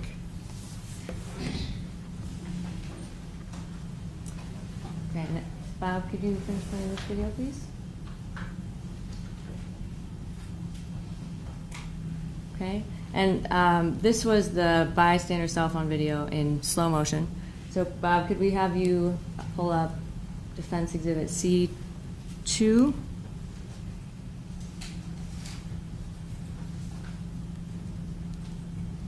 Which is the cell phone video in real time. You could play that, please.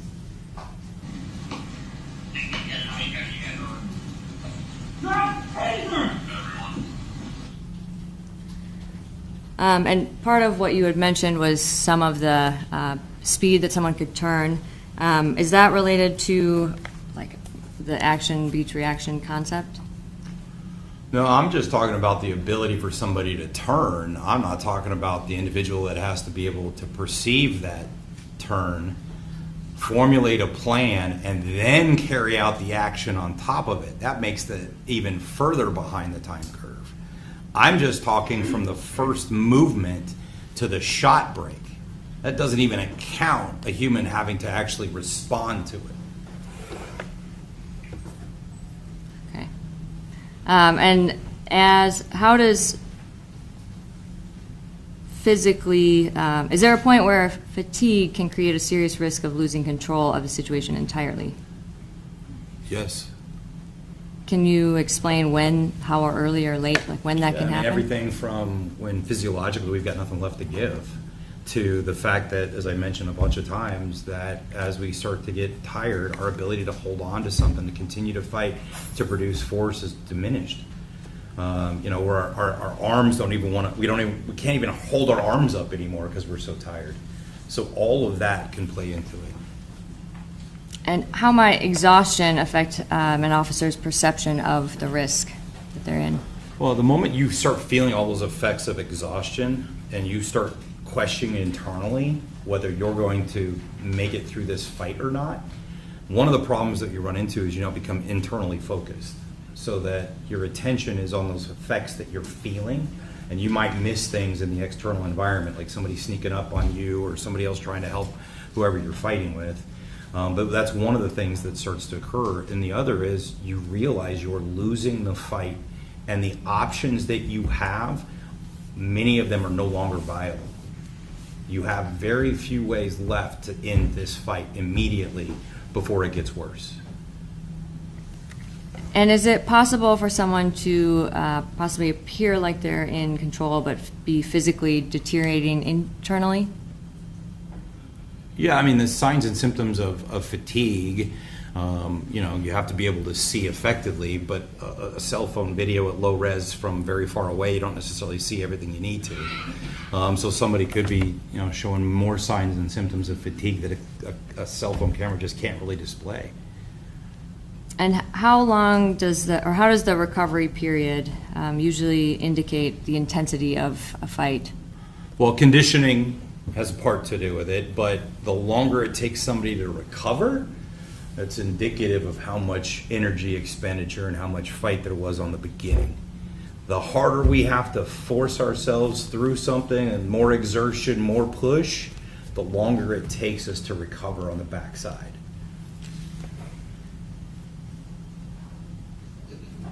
And Bob, I guess throughout, you've watched the whole video all together.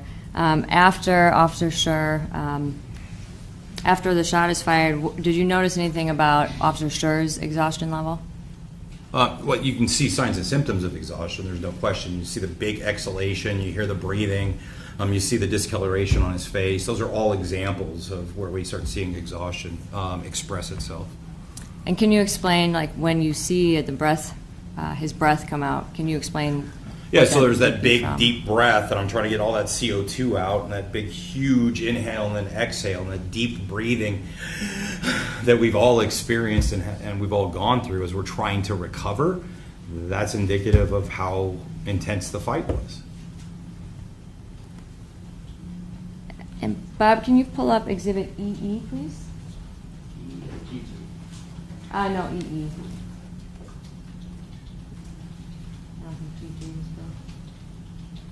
And then can you go to the 29-second mark, please?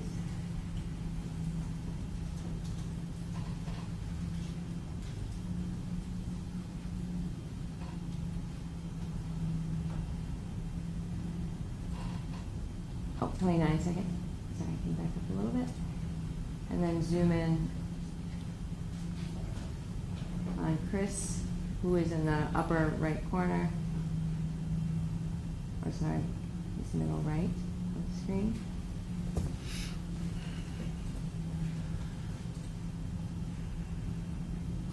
And Sue, if you could dim the lights, please. Thank you. Okay, and then if you could play this forward for about 10 seconds. All you need.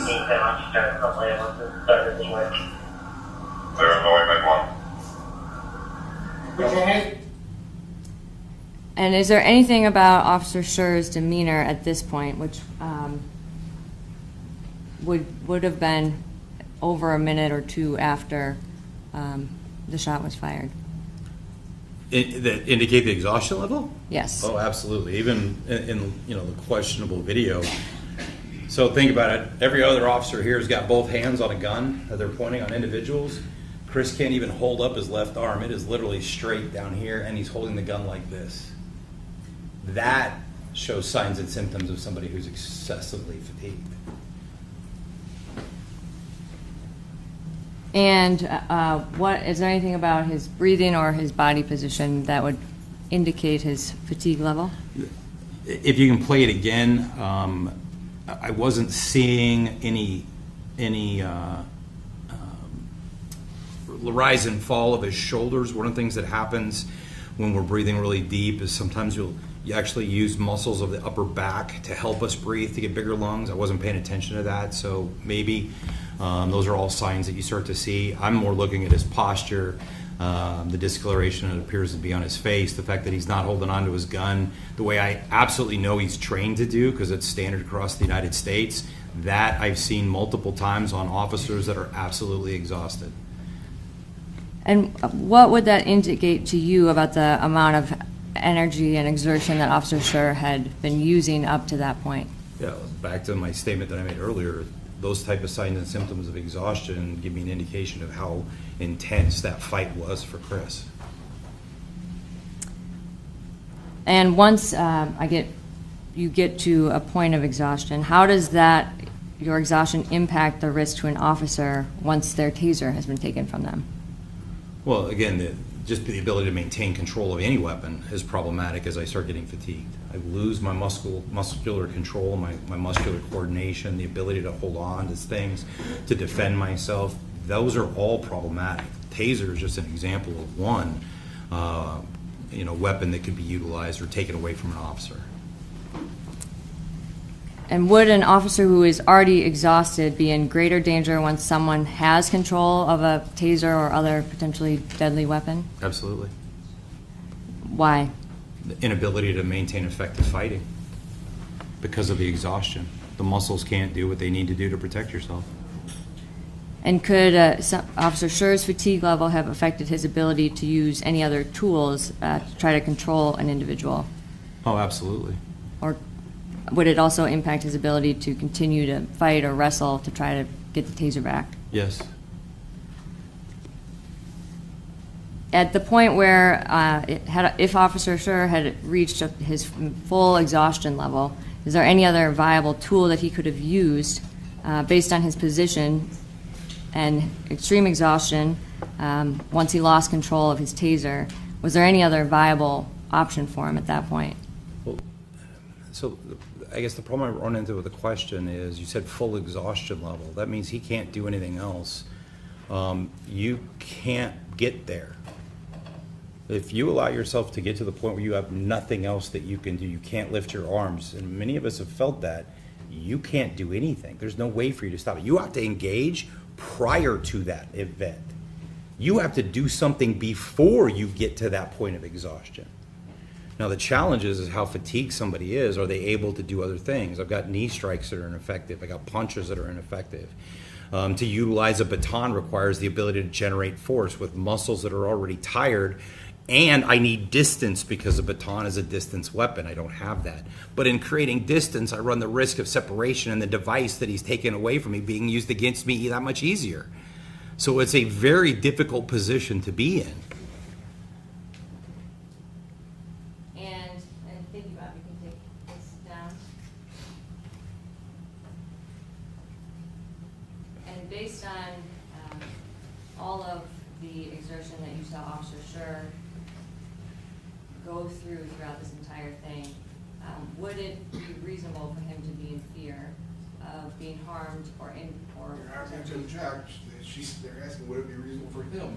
That's not the, we go over it, they keep on trying to do it. I'm sorry, Your Honor, I'll rephrase the question.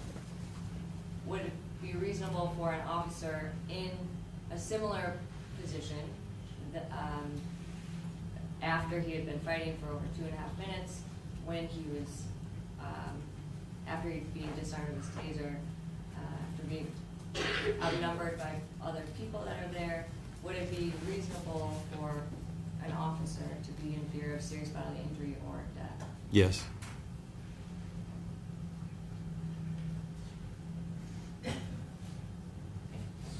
No further questions, Your Honor. Break. Yeah, I think we should, because it's been about an hour and a half or so. So what we'll do is we'll take a break now. For 15 minutes, we'll come back, it's about 2:40, we'll come back at 10 minutes to 3.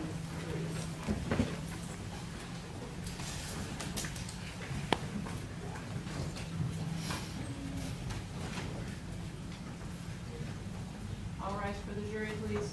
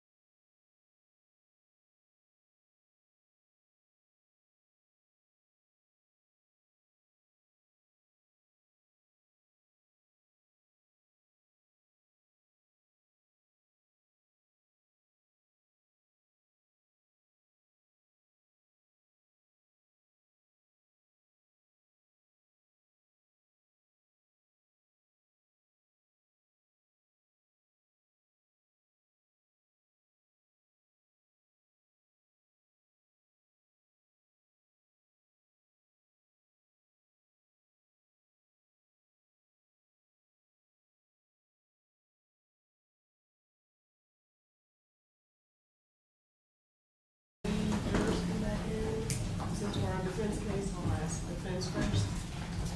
We do not. Anything to discuss? Mr. Booker? No, Your Honor. Okay, so we'll have the jurors come back in.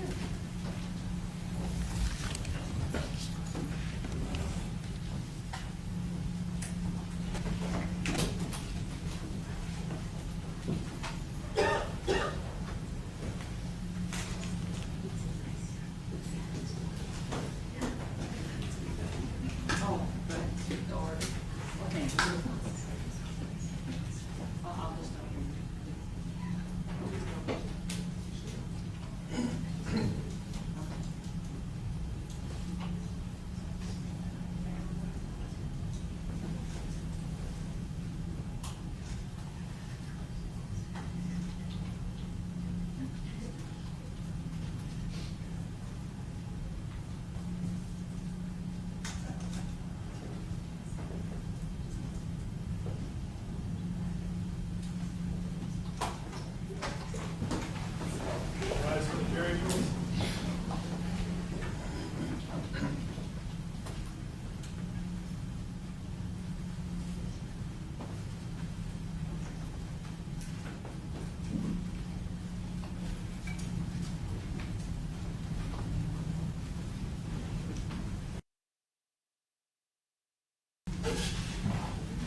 Welcome back. You may be seated.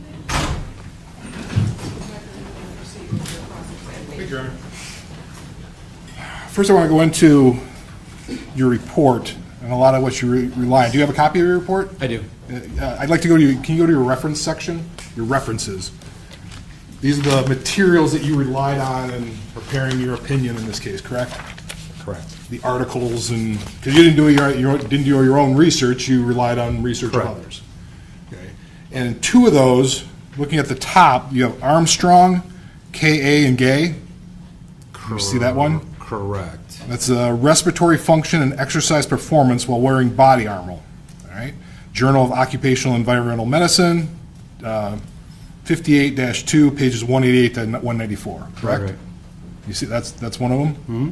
The other one was, looks like K.A. and Gay, E.W. Roberts and Cole, a 2019 study of the impact of body armor on exercise tolerance and respiratory function. And that was in the Medicine of Science in Sports and Exercise, volume 51, section 5, pages Right. 987 to 995. Right. Those were articles you relied on for your research.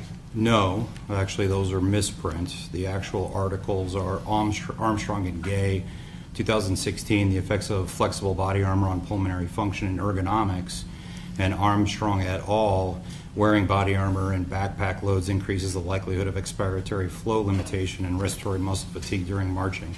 So you cited the wrong articles? Yes. So the research, because when you go into those two sections, those articles don't exist, do they? Yeah, they don't exist. They don't exist. So the articles I took a look at aren't something that are available to us because you cited the wrong articles in your study. Correct, except that I have an updated version that obviously you don't have. That has been a trend here. So what I did find, though, is the International Journal of Exercise Science. Would that be a reputable journal that you would use? Correct. The Journal of Exercise Science did something, the influence of body armor on balance and movement quality. Right. Now, we're talking about body armor. All this, none of it is talking about police body armor. This is talking about military body armor. Which is the exact same material. The exact same material, but the body armor, according to this, once again, this article says, modern warriors combat load, the lightest average load for infantrymen is approximately 62 pounds. You're not saying that a Grand Rapids police officer is carrying 62 pounds of body armor around when he's doing this job, is it? Yeah, but you got to put that in context. When you talk about the loadout, you're not talking about full mags that an officer or a military officer would have, not just the body armor itself. So the magazines themselves fully loaded. We don't need to go in this. The full mags we were talking about is an infantryman is going to take about 62 pounds total. Correct. Mags, helmet, vest, boots, that, right? Right. That's not what a Grand Rapids police officer is going to have, right? I don't know what their loadout is. How do you're an expert here, right? You're getting paid like almost $250 to $300 an hour to know that, aren't you? No. You shouldn't, prepare an opinion to figure out how much weight, you just talked about weight, how much weight an average vest and belt are for a Grand Rapids police officer? No, I said average.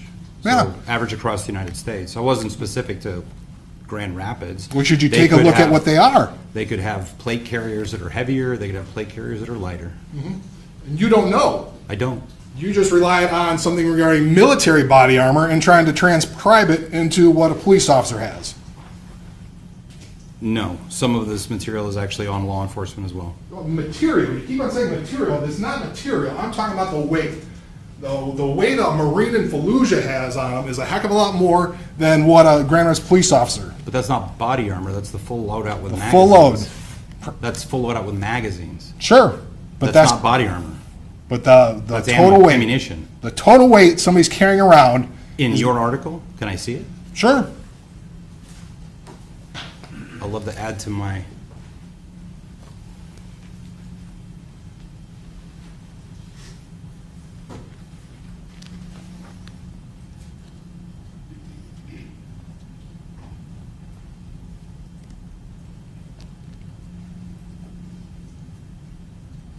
Yeah, so they're talking about combat loads and then talking about body armor. Where does it differentiate in the study? It's talking about combat loads, exactly. When an But infantryman they goes talk out. about both. Yeah. They but when talk you about combat loadout and body armor, but what I'm looking for is where in here do they differentiate in the study? But we're Because what talk- they said is the average infantryman that actually goes in a loadout, but not necessarily what was used in the study itself. But an average infantryman going out into combat is going to carry about 62 pounds, correct? Right, but I don't know what And was that's used in gonna the be- study. That's going to be a lot different. A Grand Rapids police officer is not going to carry 62 pounds. Agreed. Okay, that's the point. But that's what your study was based on. That's what your opinions were based on, at least military comparisons, correct? On body armor, not necessarily the loadout of the ammunition.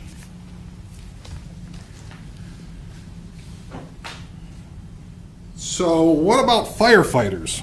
Firefighters have to carry about 45 to 75 pounds when they go into a fire, don't they? With an SCBA, yes. Yeah, I mean that's so they've got fires aren't usually done in 2 to 3 minutes, are they? Not necessarily. It depends. I mean, I'm not saying. I mean, but most fires, if you're going into a house fire, if you're going into a building fire, they've got to carry that around for more than 3 minutes, don't they? Correct. All right. They're able to function for longer than 3 minutes with that sort of load. Yeah, but you're hold on. You're conflating somebody going into a structure that's on fire with having to exert high levels of physical exertion. Are you asking me, could a firefighter drag a body out for 3 minutes? No. There's a difference between what you're setting in the firefighter world and what we're talking about with a law enforcement officer. So, but carrying a body out or fighting a fire, those are high exertion type things, right? Not necessarily. It depends on your role in as a firefighter. Okay, but there's if a firefighter is going into a building and they may have to carry a body out, They might. and so after 3 minutes they're just going to drop the body and keep going. Or they get outside, and like many of the firefighters I've worked with have told me that they vomit because of how heavy they exerted themselves. So Sure, maybe. but they're able to get outside, right? Sure. They just don't stop. I mean, that's a pretty big thing to carry a body out. That's why they do buddy breathing and buddy rescues as well, because we do have issues where firefighters get stuck and their partner has to rescue them out of there. But you still have to function. They function. They're able to function over 3 minutes as a firefighter with between 45 and 75 pounds, aren't they? Function, yes. Function, but they're not passing out. We don't have firefighters dying going into fires because they're passing out because they're too tired. Well, that's actually not true. You can actually go to the firefighters, and no offense, we've got multiple firefighters that have had heart attacks inside of fires because of exertion and have died in the fire. So that's not an accurate statement. Okay, I stand corrected then, but in terms of, on the average, that's not happening like every day then. Not that I know of, no. What about like MMA? MMA, they have 5-minute rounds, don't they? Depends on the event itself. Some of them are shorter than that. Some of them are shorter, but you go pay-per-view, UFC, a lot of those are 5-minute rounds. And they train for it. For years. Sure. They train for that. But our police officers shouldn't train for years to be able to do that, to be able to fight and conduct themselves in a situation like that? So, no, not trying to be flippant, but I've had the ability to train with a bunch of MMA guys. Sure. These guys will have 3 training sessions a day that last anywhere from 2 to 3 hours each. That's not what officers are afforded. So that's not exactly an honest comparison on an MMA fighter and what an officer has to do, and the preparation that's given. Sure. Going into your history here, you work for Vertra? Vertra is, like you said, you produce simulators for law enforcement training. Correct. And military. And military and law enforcement. So you work closely with law enforcement in trying to go into law enforcement agencies to get them to buy this equipment, right? Well, I don't buy anything. I build the content and the training curriculum. I don't have to worry about sales. You don't have to worry about sales, but that's part of the thing, something that this Vertra's got to do to sell their equipment to keep you employed to do the stuff, right? Sure. It's okay. So a lot of what you do is go out and talk to law enforcement groups, right? Correct. You went out to the SHOT Show in 2025, right? Correct. The SHOT Show is a law enforcement, only for law enforcement and military, only people who are along those lines, not open to the general public, right? Wrong. It's wrong? Yeah. So SHOT stands for Shooting, Hunting, Outdoor Trade Show. It's actually open up to anybody that might be law enforcement, military, mom and pop gun stores, camping stores, fishing supply, camping, all kinds of stuff. So no, that's not an accurate statement. Okay. So, but like, can I go? I could probably get you a pass. Not asking to as a friend. Can I go just if I show up? As of 3 years ago, you had to have something tied to that industry to be able to be allowed in. Okay. Prior to that, yes. Okay. So now you got to be tied to an industry at least. It's not open to, nobody can just walk up and go as a member of the general public. Correct. You talked a lot about Force Science. Force Science is Vertra, I'm sorry, it's hard to pronounce. It looks like Vertra. Vertra and Force Science are partners, if you will. We do a lot of collaboration. A lot of collaboration. You were co-sponsored this the SHOT Show. Correct. Okay. Force Science, you talked about Force Science studies. Force Science was started by a law enforcement officer, correct? No, Force Science was started by Dr. Bill Lewinsky. Dr. Bill Lewinsky, who's in the Law Enforcement Hall of Fame, correct? Correct, but not as an officer, but as a researcher. As a trainer, as a researcher. Okay. You're one of the 19 instructors by Force Science. You're on their website as an instructor. Correct, I'm an adjunct instructor. Adjunct instructor, because you're not full-time. Correct. Okay. As a full-time instructor, they have 5 full-time instructors, correct? Correct. And those are all retired police officers. No, some of them are active officers. Some are active, okay? Some are active, retired, but they're all police officers. Correct. 12 out of the 19... Well, maybe not. I'd have to have the list. There might be a couple that are PhDs, so I'd have to have the list on those 5. I apologize. But 12 of the 19 instructors are police officers or attached to police departments, aren't they? Potentially. You don't know? Off the top of my head, no. But a part of what they do is also go out and sell their Force Science certification course, correct? They provide the Force Science certification course. They provide it. They don't have to try to sell it because people come to them. Sure, they come to them at $1,600 a pop, right? Yeah, and you have Dr. Christine Hall and Dr. Lewinsky and all these other very high-end researchers providing knowledge that's worth a lot to folks. Sure, it's worth a lot. Part of your history is you're the former union president of the Peoria Police Officers Association, correct? Correct.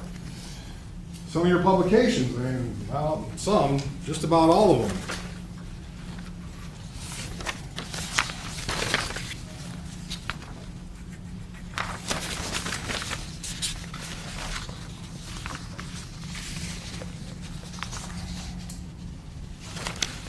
Oh, so the Police Journal is one of the things you publish in? Correct. Phoenix Law Enforcement Association, you had a published thing there? Probably. Police Officer Executive Research Forum, you published there? Correct. Police One? Correct. And that's where I got your bio in terms of your Police One bio, that's where it comes from. Like listed, nice picture, it looks exactly the same, but that's where you work closely with law enforcement. You got a listing on their website for the articles you published on Police One. Probably. Fair statement? Probably, yes. The Law Enforcement Executive Forum, you've done that. Correct. The Police Journal. Correct. So your audience is primarily police officers, aren't they?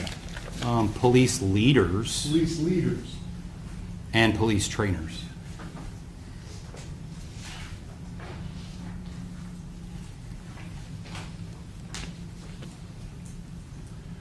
Well, some of your articles you've posted on LinkedIn, haven't you? Correct.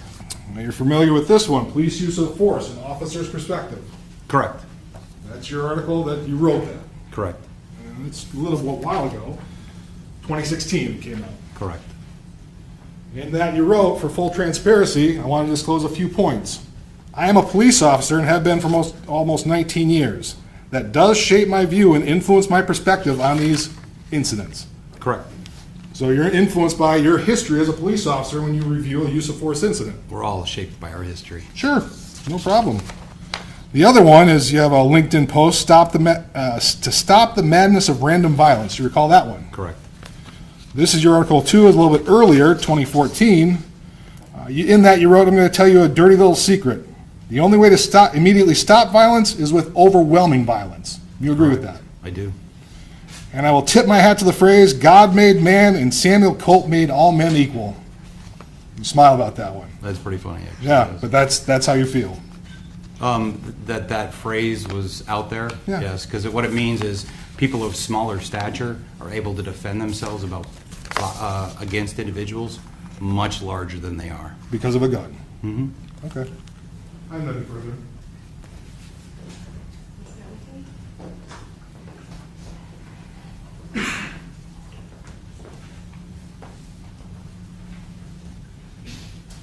I just have one follow-up question for you. You were asked some questions about the load of duty belts and everything that Officer Schurr potentially would be wearing or others. Would an additional 20 to 25 pounds change your opinion in this case at all? No, it just makes it harder. It's magnified. The bigger the load, the more intense everything is. The faster, you're adding load to the body. The more I ask you to carry, the harder it is for you to do. No further questions, Your Honor. Nothing further, Your Honor. Okay, I see at least one hand on the jury, so I'll ask my clerk to come and grab that question.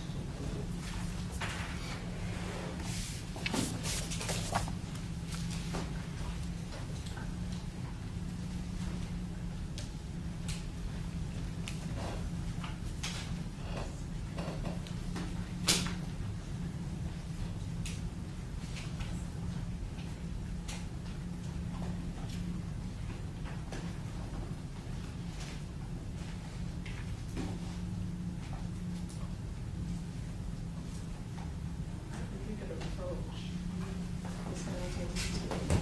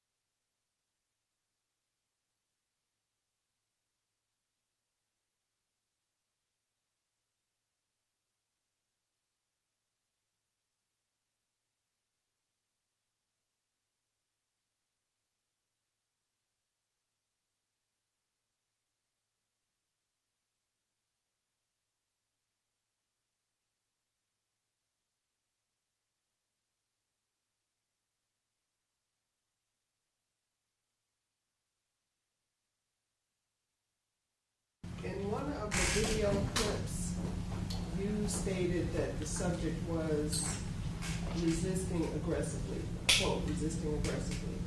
Does this differ from the actual sole act of aggression? And are there different exertions expelled between those two? One more time, Your Honor, I apologize. In one of the video clips, and if you don't understand the question, that's fine, you can just. I'm doing my best. But, okay, in one of the video clips, you stated that the subject was, quote, resisting aggressively, unquote, does this differ from the actual sole act of aggression? Are there different exertions expelled between the two? I think I understand the question as, because I've seen the policy on use of force, and they specifically call out the concept of active aggression, which is, I think, the phrase that's used in there. So active aggression is a fairly common phrase that's used across law enforcement, and what that means is actual acts of assault. In other words, an individual who's trying to punch you, elbow strike you, headbutt you, bite you, kick you, those kind of things. That's active aggression. That's one type of resistance. Other types of resistance can be what's called defensive resistance, and it can still be done aggressively. That means if I grab onto your arm and you rip your arm away from me, that's aggressively ripping your arm away. But they're not necessarily the exact same thing. So active aggression it's consistent with the policy I've seen. That's a level of assault versus defensive resistance is resisting arrest, no question, and it can be done very aggressively, but it's not necessarily directly focused to harm the officer. They both require a lot of energy to overcome. They both require a lot of effort. The idea of, as an example, if I grab somebody's arms and I'm trying to keep them pinned and they, break away, that's a lot of energy and effort to do. And to overcome that, I have to generate a lot of force. I think I answered the question. And any follow-up from that, Mr. Hamilton? Not this time, Your Honor. Mr. Becker? There you are. I don't see any other hands raised. May this witness be excused? Your Honor, is there one more question on this? Okay. There's one more question. I asked it, and he answered it. Okay. And no? Okay. Yeah, there were two on the paper. I just asked them all together, and he did answer. So maybe be excused. Ms. Hamilton? Yes, Your Honor. Okay. Any objection? No objection, Your Honor. Okay, thank you very much. Thank you, Your Honor.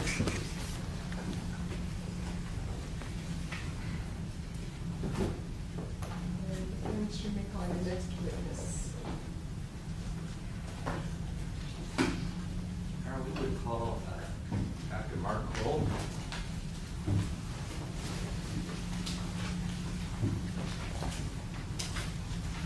Hello. Hi.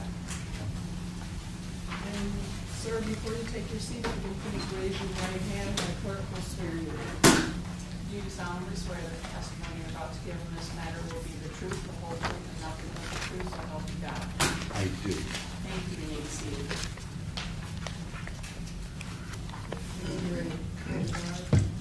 Thank you. Good afternoon. A bottle of water back there.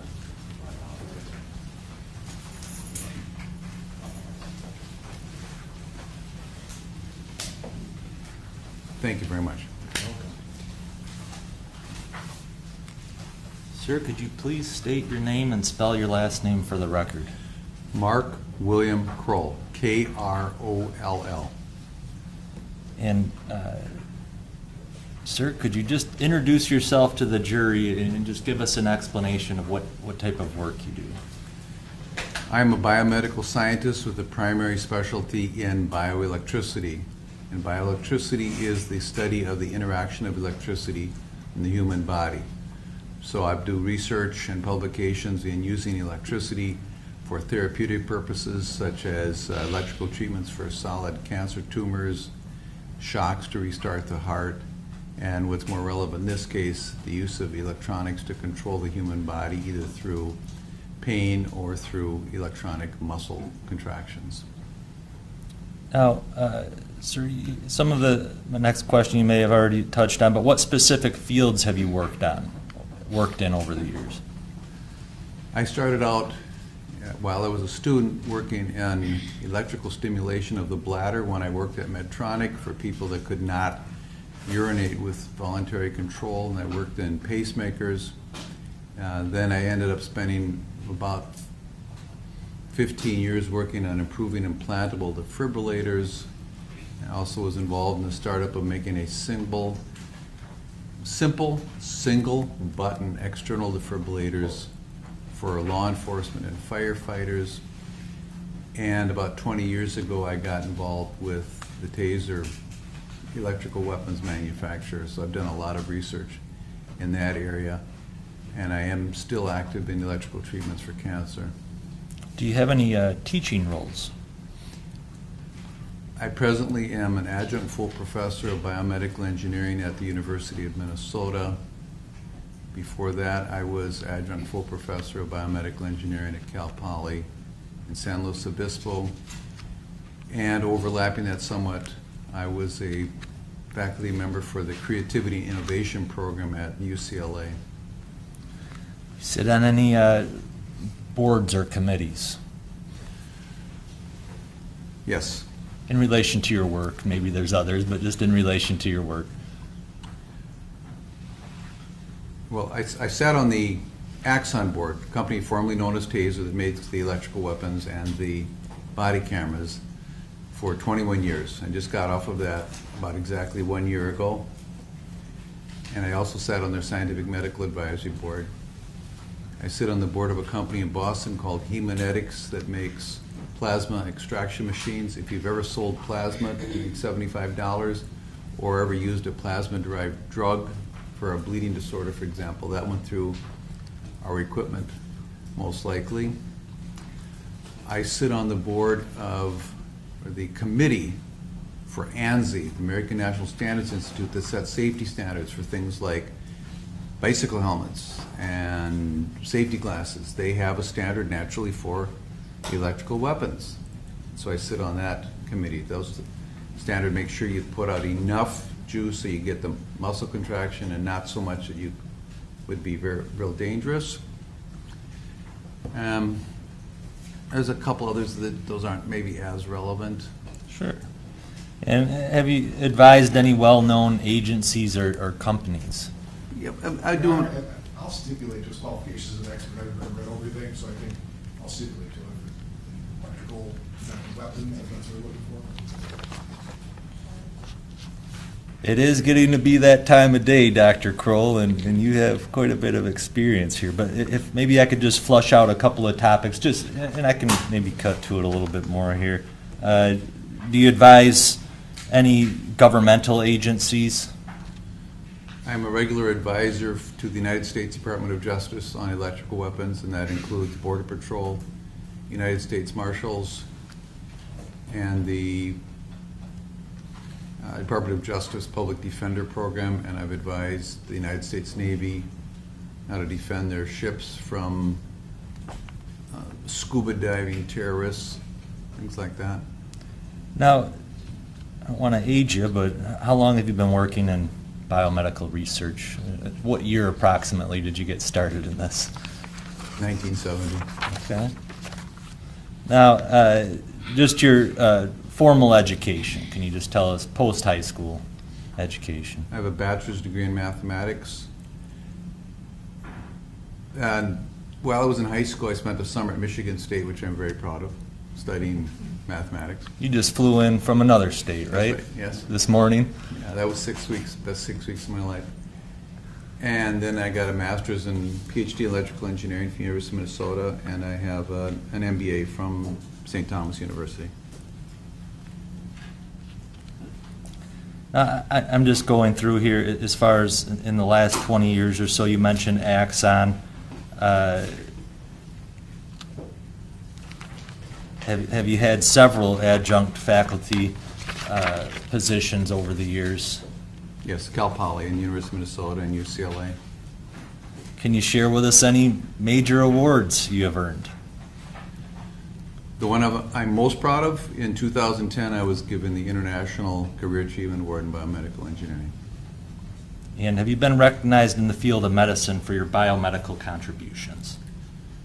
Yes, the American College of Cardiology awarded me the fellow status, and having to do with my work in shocks in the heart, Heart Rhythm Society gave me the fellow status, and the American Institute of Medicine and Biology and Engineering, which is part of the National Science Agency, whatever, it was the National Science Program that was set up by Abraham Lincoln.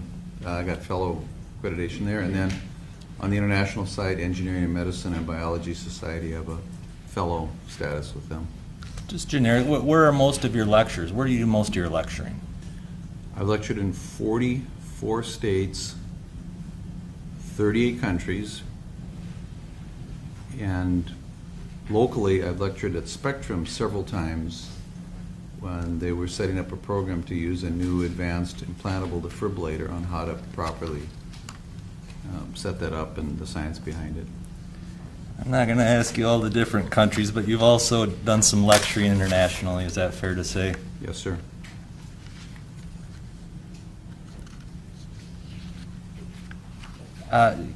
One topic here, publications. I think it's important to touch on.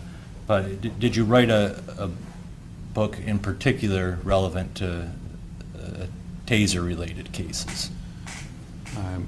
I'm a co-editor of 2 books on electrical weapons. First was Taser, Conducted Electrical Weapons, something like Science, Medicine, and Law, or something like that. Another one was Atlas of Conducted Electrical Weapon Wounds and Forensic Analysis, something like that. Okay. And I'm going to ask you just a few more questions to give some context to your testimony here, but just to move on. Your Honor, at this time I would respectfully offer Dr. Mark Kroll as an expert in the field of operations and effects of electrical weapons, including benefits, risks, and myths. No objection. Now, So, the expert in operation and effects of electrical weapons, and what was the other part? including benefits, I'll just leave it at, I'll consider him an expert in the field of operation and effects of electrical weapons. That includes whatever includes. that's great, Your Honor. Thank you. All right, thank you. Just one topic here. Since you're a PhD doctor and biomedical scientist, can you just help us understand the difference between a doctor specializing in biomedical sciences and a doctor that specializes in MD or a medical doctor? There are 3 primary differences. Number 1, we never touch patients. We're not licensed, that's not our training, versus healthcare providers, whether it's a physician, chiropractor, dentist, nurse, EMT, they have training and licensing in touching patients. Number 2, we work on research that hopefully helps thousands, if not millions, of patients. And I'm very proud of the fact that over 2 million patients have had my patents in their chest with improved implantable defibrillators. Whereas a physician will typically deal with 1 patient at a time. And the third difference is our main job is to give the science to the physician, and the physician gives advice to the patient. So they're very different roles, but they're tightly intertwined. How about forensic? Let's see. Have you authored any papers published in forensic medicine journals? Yes, I've published about 40 articles in forensic medicine journals. Okay.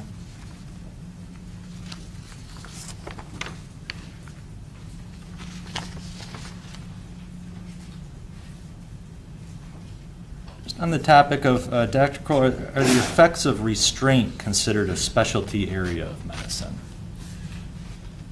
No.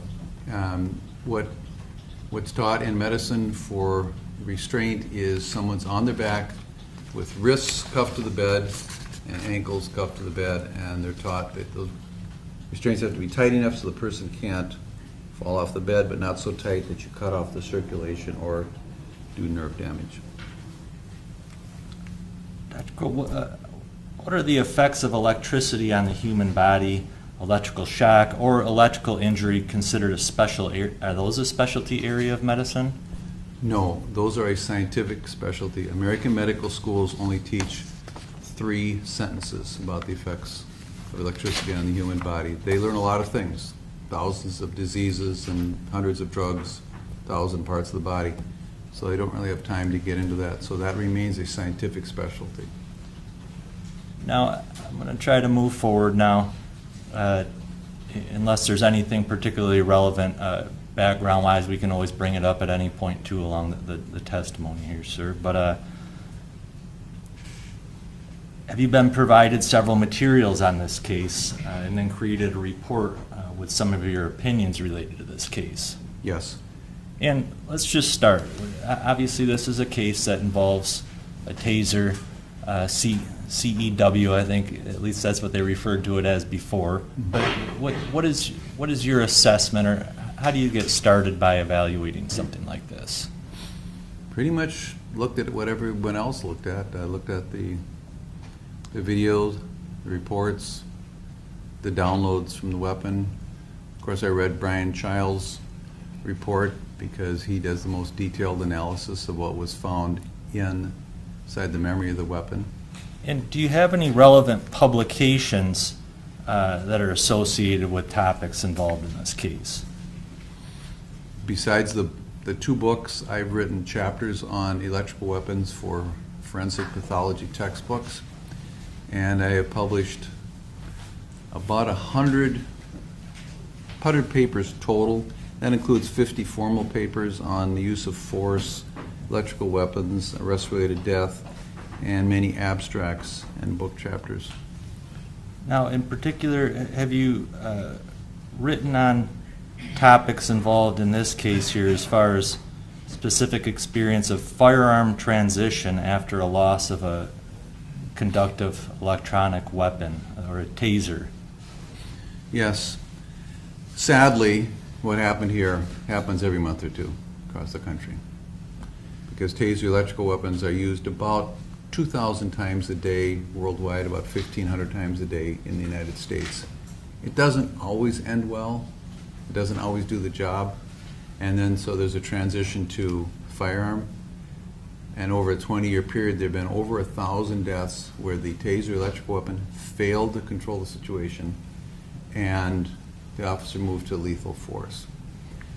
Of those, we've looked at the very particular issue of the suspect taking control or attempting to take control of the officer's weapon. And as of 2020, there were 113 such cases. And there were 53 of those cases, the officer then transitioned to the firearm and shot the subject. 48 ended in a fatality. 5 led to non-fatal wounds. And that was published in 2021 in a Journal of Forensic and Legal Medicine, I believe. Is that peer-reviewed? That's absolutely peer-reviewed journal, yes. And what's the difference between a peer-reviewed article versus writing books or magazines?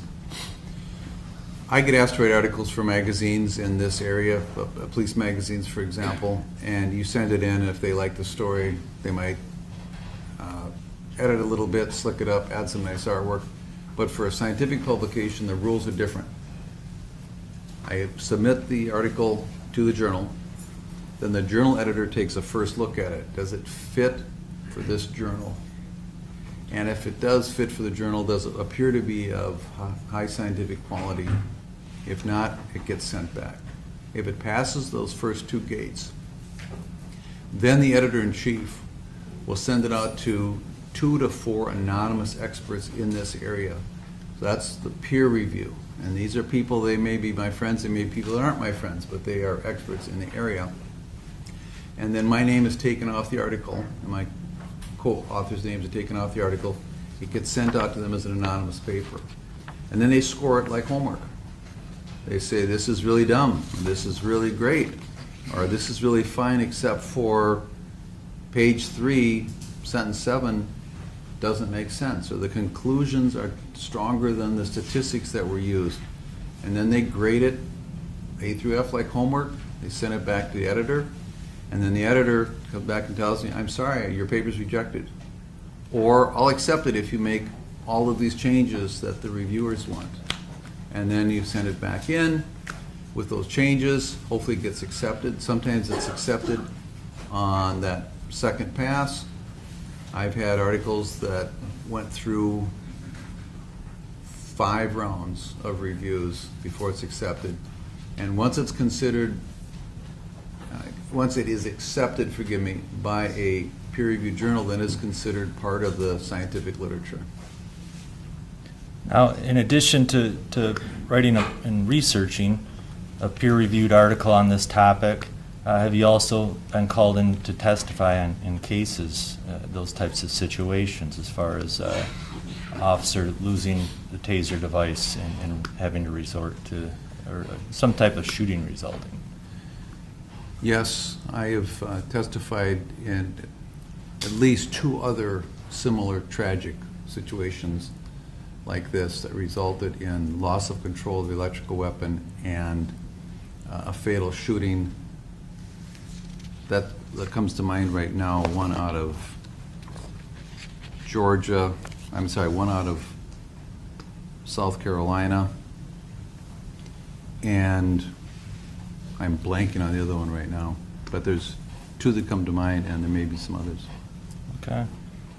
Now I'm going to get into just, we've heard from Brian Childs, who obviously is well-versed on the science behind the device and analysis. We've also heard from a master taser instructor, so I'm not planning to unfold the device all over again, okay? So we'll probably cut to some particular topics. But in your review of the materials on this case, did you also have the opportunity to review an expert report by the prosecution's expert, Mr. Stoughton and Bloomfield?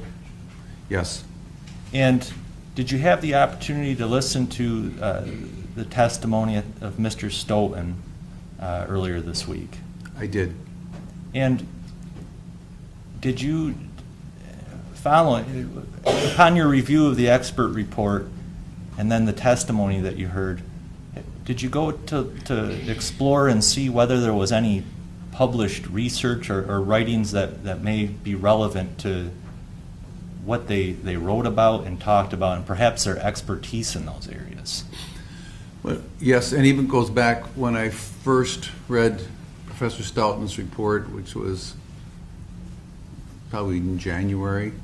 I'd never heard of him before, and I've been working in this area for a long time, so I wasn't sure where he got his understanding of electrical weapons, and I went through his CV, and it didn't mention any training or publications or research in this area, which is fine. There's lots of different things people work on. And then when I saw the testimony, which also included some things that, to be kind, I would say things that I disagreed with, I contacted Axon, who keeps records of everyone that's ever got any kind of a training certificate on their products, see if they'd ever heard of him. They hadn't, and they had no records of him ever having any kind of training certificate of any sort. They have no records. Jack, he never said he had a training certificate. He was a police officer and use of force expert. That he didn't claim to be a taser expert, so I'm not quite sure what this relevance is. I think we can. I think it's relevant as far as they heard testimony, and he went and explored what the experts claimed expertise was. The expert was the use of force in police tactics. He never got him as a taser expert. I think he tried to put himself out as an expert in as much as he could. So, I mean, I think it's hearsay. So I'll sustain the objection to the extent that it does contain hearsay, and he was not recognized as a taser expert during that area. So Mr. Stoughton wasn't. Just in general, based upon your research, within your communities, was there really much that you were able to find that would give Mr. Stoughton expertise to be testifying the way that you did? Jack, you just rephrased the question. It's the same question, so I don't understand how it's relevant. No, you didn't quite finish it, but can you finish that question so I can move on that? Sure, and I'm basically asking, any literature or anything else that he could find in this world that he's in that would lend credence to whether or not Mr. Stoughton's testimony may have been accurate on several topics about the taser. Okay, so again, I'll sustain the objection because Mr. Stoughton didn't testify in the area of expertise that this witness has, which is in the, I wrote it down, operation and effects of electrical weapons. Mr. Stoughton didn't testify about that. He testified to a lot of things about the taser. But I can, Not as an expert, so, well, he was up there on the witness stand as an expert. right, but not in tasers or not in the area, Okay. but this witness is an expert. All right. Mr. Goldberg, I think? We could move along then, perhaps. But did you have take some issue with some of the testimony that you heard from Mr. Stoughton on the taser? Yes, some things were incorrect. Okay.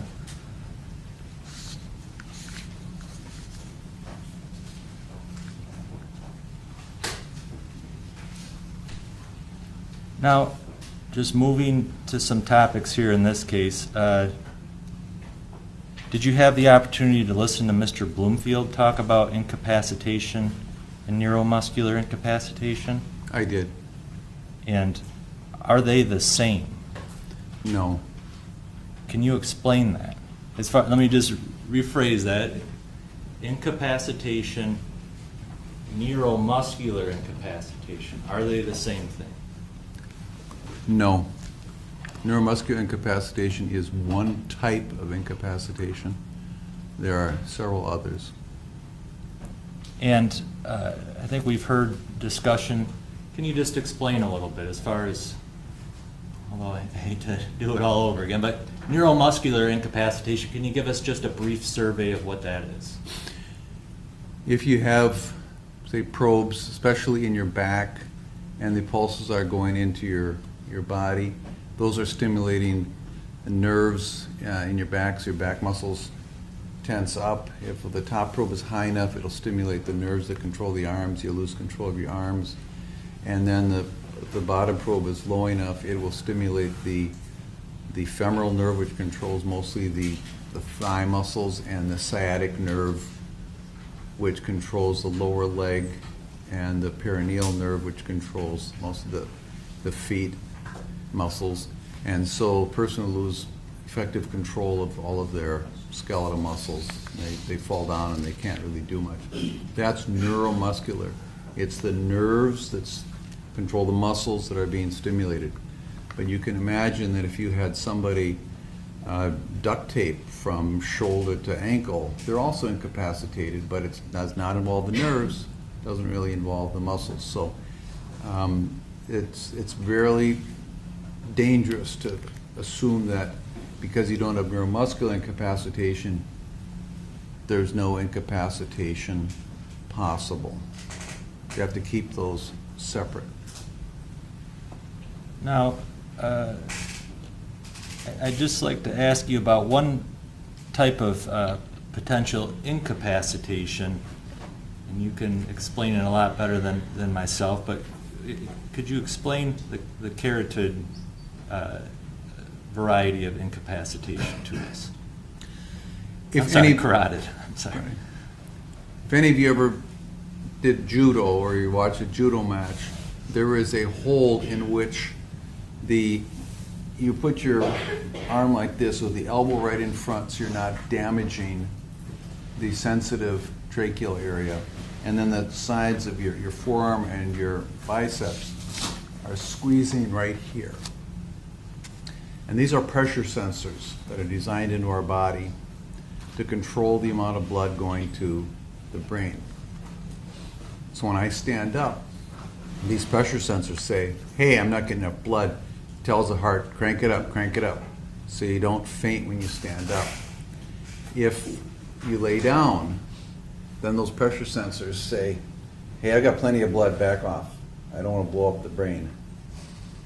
And somebody could be hung upside down for a long time, and eventually they will die from lots of other problems with breathing.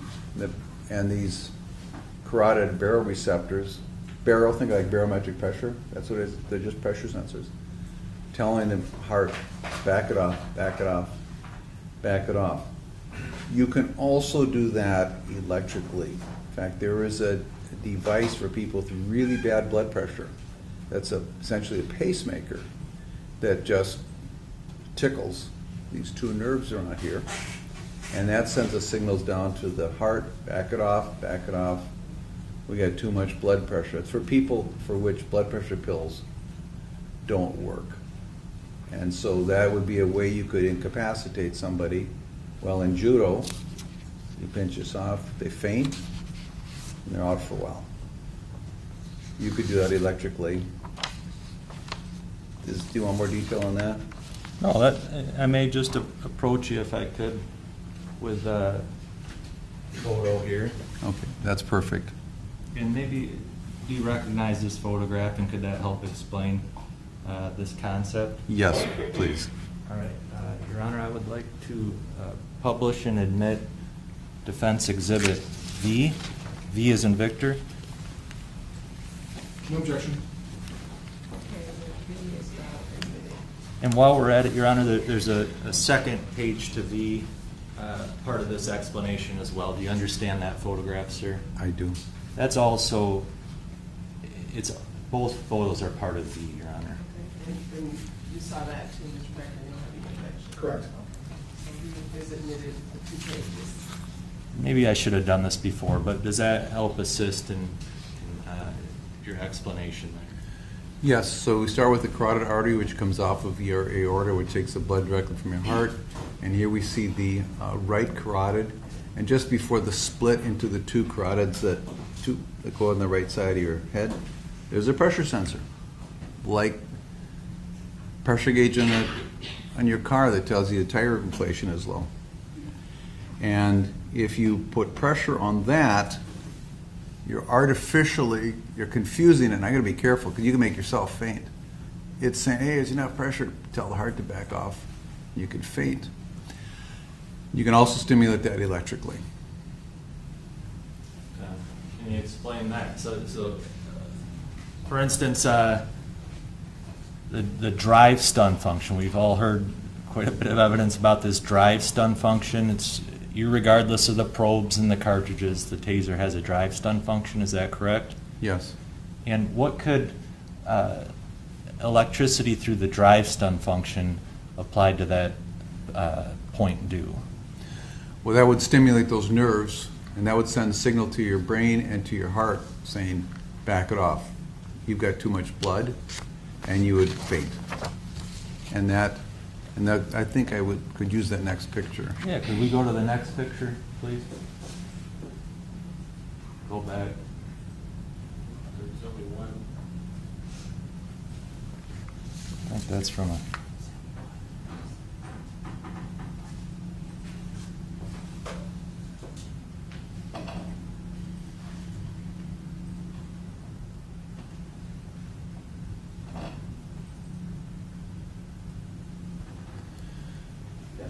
That it? Yeah, so here's a little flashback in history. About 25 years ago, when the taser company started, they would train this. So you could stimulate here and make somebody faint. You could incapacitate them with the drive stun. And they asked some of their physician researchers if they could study this, and they said no, it's way too dangerous. There's too many sensitive structures in here, and you could shut the heart off for a while and it wouldn't come back. And there have been a couple of rare cases of a judo instructor in one case that died from this. He told his pupil to hold it on until he tapped out. Well, he passed out, never tapped out, and he died. So this was considered too dangerous. So this has been taught as a way of incapacitating a violent subject with the drive stun. Now they simply say, don't go near the neck. So these warnings that have been, that are in evidence from Axon that are then taught to the police officers as far as avoiding some of these sensitive areas, even with the drive stun, and avoiding the neck, this could be one of the risks of drive stun to the neck. Yes, and the other one, which I believe Mr. Childs touched on, was the mechanical force in the trachea. Trachea is very sensitive. You can have permanent damage, which is why we, defensively, we drop our chin. And you could make the heart go into idle by stimulating here with the carotid baroreceptor. Now, can there be temporary incapacitation from the drive stun in any other way? Yes, you can have incapacitation from disorientation. If a SWAT team goes into a very high-risk entry, where there may be armed subjects in a room, they will shoot in flashbang grenades. And these come in and they have really bright lights and really loud sound, and you're completely disoriented. You don't know which way is up. There's such a sensory overload.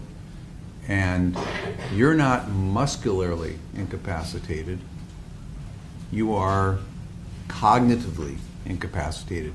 You simply don't know what's up. You're disoriented, not sure where you are. You're incapable of forming the cognitive functions of fighting or resisting. And that can happen with a drive stun. If someone is not expecting it, they're sober, like a police officer on duty, they're not anesthetized or analgesied by drugs or high levels of alcohol, they would have the full sensation. And electrical shocks have a very disorienting sensation. Now, some of you have experienced shocks. You've experienced a static shock, certainly up in Michigan. And maybe you've experienced shocks from doing wiring or something like that. It doesn't last long. You pull back. The problem with electrical shocks is not the pain. It's a disorientation. Because think about what your fingers sense when you touch something. They sense vibration. They sense pressure. They sense hot. They sense cold. They sense all kinds of things. And those nerves then run up to your brain to form a sensation. If you're stimulating electrically, all of those nerves are fired, and the signal going to your brain is very confusing. Is it hot? Is it cold? Is it vibrating? Is it not? Is it pressure? I don't know what's going on. For example, when I took my taser hit in my chest, my first sensation was I didn't know where I was. And then my next sensation was reminding me of this movie Alien, which is an old movie, I'm dating myself, where this alien was trying to kick itself out of the chest because I had all the sensation of vibration and pressure and tension. I didn't know what was going on. I really thought somebody was trying to kick out of my chest. So there's pain there, but the disorientation is a bigger factor. So if you can disorient someone with a sudden shock, they will be temporarily incapacitated as well. In regards to the taser, whether it's probe deployment or even a drive stun, we've had several people talking about voluntary tasings. Even I drive stun myself all the time. It's no big deal. Is there a difference between voluntary and involuntary tasings as far as for the recipient? Can there be? Yes, and there's degrees to it. For example, a police officer getting training, that's encouraged but not required. And so it's kind of voluntary, but you've got a lot of peer pressure. And so that still is going to hurt and might have a kind of a bad memory of it. But if you just voluntarily, say, took some kind of a shock box, and you can buy gadgets that do this, if you say buy one of these six-pack muscle stimulators and crank those up, that hurts, and you crank them up, it really hurts, but you're in control. And there's a body of psychological literature that shows that when you're in control, you can handle a lot of pain because you know you can turn it off. And since I've done a fair bit of work in electronic muscle stimulation, including therapeutic muscle stimulation, now I've done studies on this and have interviewed people, and one of my favorite examples is a professional hockey player. And I said, do you use one of these six-pack stimulators? He said, yeah, I use it to strengthen my core. And I said, what was the pain like? He said, well, I cranked it all the way up. It was the worst pain I ever felt in my life. And I said, well, how could you stand it? He said, because I knew I could turn it off anytime I wanted. It's a total control. So if you're in control and it's your idea, it's not so bad. Especially if you just for a stunt, want to drive stun yourself in front of a class, take the weapon, zap. I've done it in court twice. Okay, it's not that big a deal. And the best example of the difference between voluntary and involuntary is tickling. I'm very ticklish, and unfortunately my wife knows this, takes advantage of it. But if I tickle myself, it's no big deal. It's voluntary, and my brain just says, this is no big deal, you're doing it, why are you doing this, this is stupid, but nothing happens. So there's a big difference between just zapping yourself and having somebody else force electric shock on you. Now, just about to move on here, but just to go back to the two forms of temporary incapacitation you discussed, as far as the carotid baroreceptor, thank you, and also this temporary incapacitation from disorientation. Is that in drive stun mode that those two means of temporary incapacitation can happen? Yes, those are the best ways to do it, is with a drive stun. Okay. Now, moving on to another topic here, outside of the taser's ability to incapacitate, what is one of the other more serious injuries that you see from the taser device? The most serious life-changing injury is what we call a globe rupture. Probe goes into the eye, and it pops the eyeball. The vitreous fluid runs out, and it collapses like a beach ball.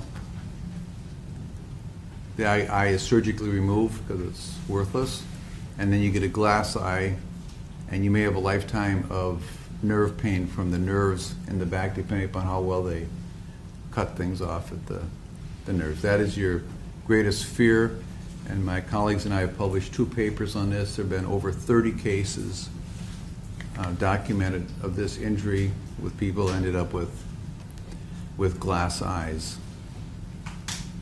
Now, are officers trained never, is this part of the reason they're trained never to target the face because of the potential eye injuries? That is the primary reason we never target the face.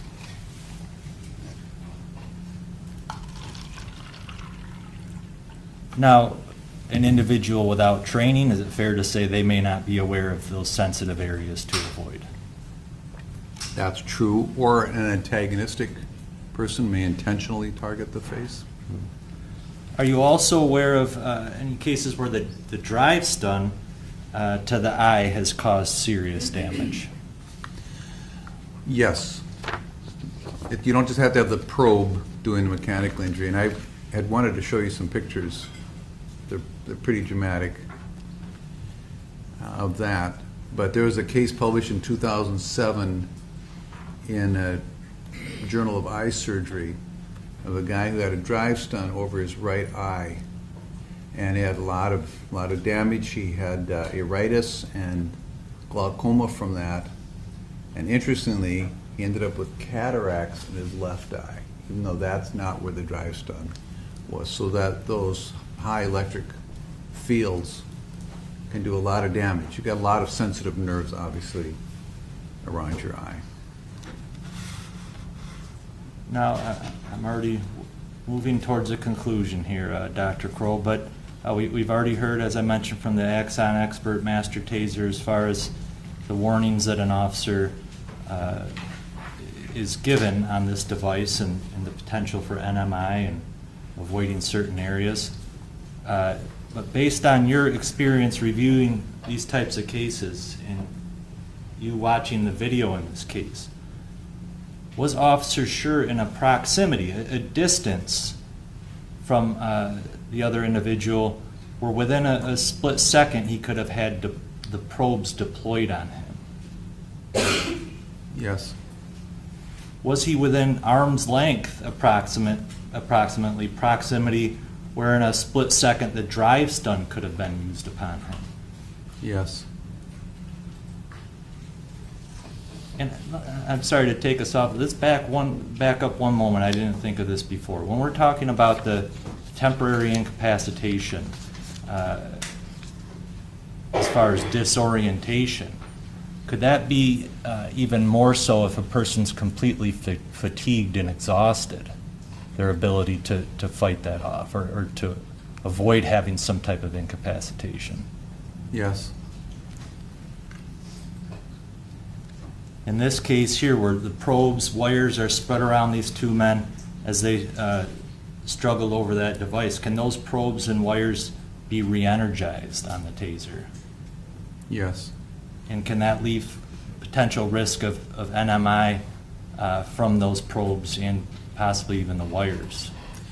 In certain circumstances, and now I'm recalling that other case, similar case was in Florida, where there was a struggle on the ground, and the suspect, it was a suspected stolen car, took control of the officer's electrical weapon and kept pulling the trigger, and they had the wires wound all around between them, and the officer was getting incapacitated from sensing that shocking. And finally, it took, I think it was 27 seconds, where he's able to get enough control of his right arm and pull out his firearm and tragically shoot the suspect. Now, when we talk about the wires, the probes, the drives done into, put into that equation, that can also help close the circuit and deliver potential NMI? Yes, because I believe Mr. Childs explained this the other day, because you've got electrodes on the end of the weapon on the muzzle, and so that can complete a circuit if you have just one connection. And in this case, you've got probes in the ground, so you're putting electrical current into the ground. They're both on the ground. You could use a drive stun to complete the circuit. In this case here, where we now know that both cartridges had been deployed, was this officer still at risk of suffering incapacitation in several different ways? Yes. And according to your peer-reviewed research, do officers can they resort to deadly force use to protect themselves in some of these situations? Sadly, they're forced to do that about every month or two somewhere in the country. Just one moment, please.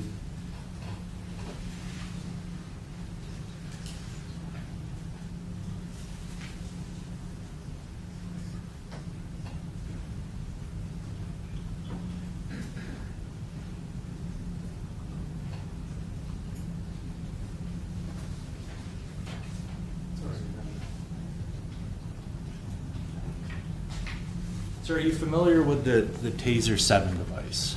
Yes. Have you ever handled one before or seen it in pictures? Yes. If I could just show you Defendant's Exhibit L4.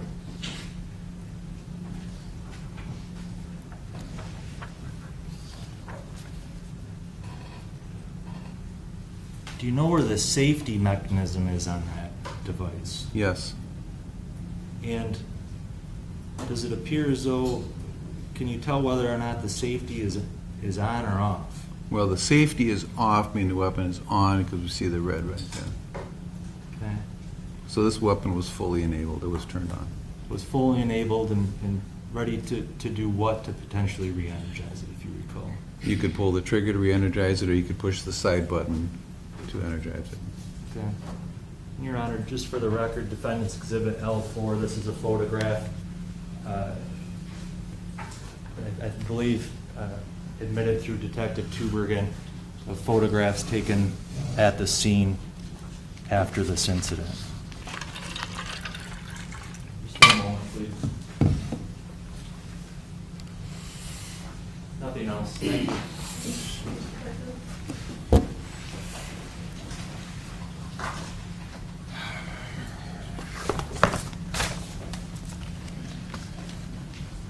Sir, I'm going to kind of go through. You've been around the taser for a long time. The fair statement.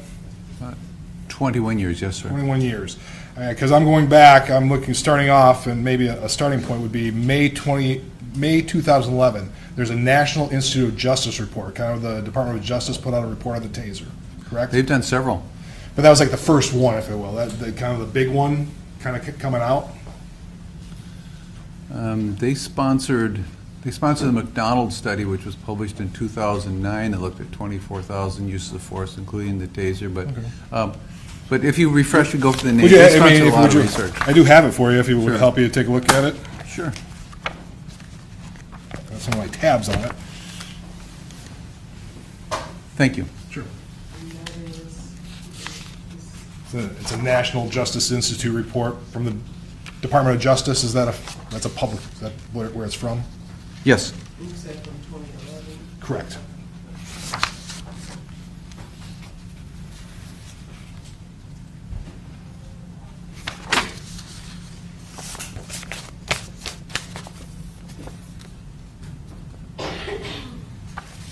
Yeah, this is, okay, yeah, this looks like one of their publications. Yeah. They've actually done a lot. And I'm not going to try and get into a whole lot, but the Sure. general gist of the report was that the CEW conducted Electrical weapon. conducted electrical weapon can significantly reduce injuries to suspects, and the use of CEDs, conducted electrical devices, can decrease injuries to officers and civilians. That was the gist of the report.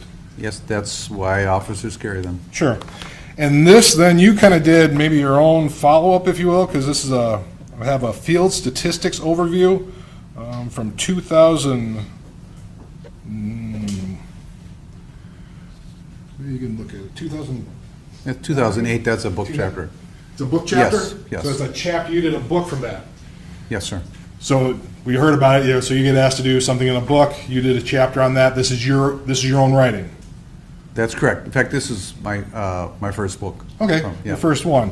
And in that thing, your own research concludes that 1.4 million humans have received a CEW exposure as of July 2008. Do you That remember sounds writing right. that?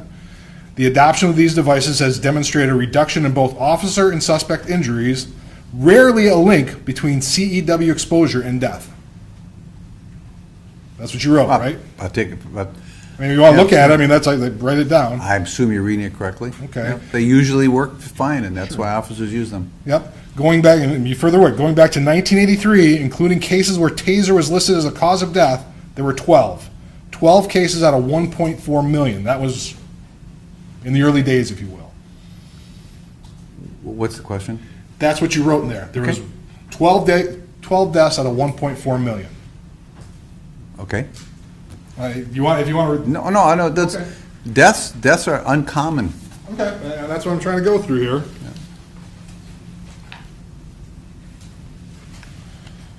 Kind of like this next one, 2015, baseball poison and soup recipes. That article you wrote? Yeah, it's not peer-reviewed, that's an informal article on ResearchGate. But it's your article, right? Yes. And in that article, I mean, if you need to look at it, I'll give it to you as well. Just to, I'm gonna go over. Oh, and that's different, this one's not the soup recipe. This was a peer-reviewed article in the European Journal of Defense and Safety, yes? Okay. Is that not the one that he just named? Sounds like No. we're talking about something different. No, but I'm familiar with both. It's your article. That's, you wrote it. I'm one of 6 authors there. I'm the first author. I'm happy to take responsibility for it. Okay. In that, it says the CEW looks somewhat like a pistol and is occasionally mislabeled as a stun gun, so the non-specialists make a subconscious connection and thus form the misplaced intuition that every time a trigger is pulled, something powerful is launched. That's what's in there. Okay. You wrote that. You remember that, or do you trust me? I'll take your word for it. Okay. The highly effective rate also gives the impression that the device must be extremely powerful. It is not. Just very optimized to do its job with minimal power. You remember writing that? Sounds right. Now, I also have, this is not an article. Do you remember doing a PowerPoint for medical examiners? I've done a few. Thank you. Standing behind you. Yep. Oh, I remember this. Identify what you're handing to the witness. It's not an exhibit, just this is a PowerPoint. It says a PowerPoint medical examiner collection of comprehensive objective medical evidence for conducted electrical weapons and their temporal relationship to sudden arrest. Now I Okay. see why you didn't. I'm a third author on this, but yes, I remember this. Okay, but this is something I got as a PowerPoint. Is it something you presented, or? I didn't. I think my colleague presented this at a conference in London. Okay. Well, one of the things to talk about in this PowerPoint, the pain contribute, good grief, I can't talk. The pain contribution speculation. The CEW allegedly causes great pain, and this led to increased caliomines. How do you say that? Maybe you can help me out. Okay, thank you. Catecholamines. Catecholamines. Those are the hyperhormones, epinephrine, norepinephrine, and dopamine. Okay, which cause death.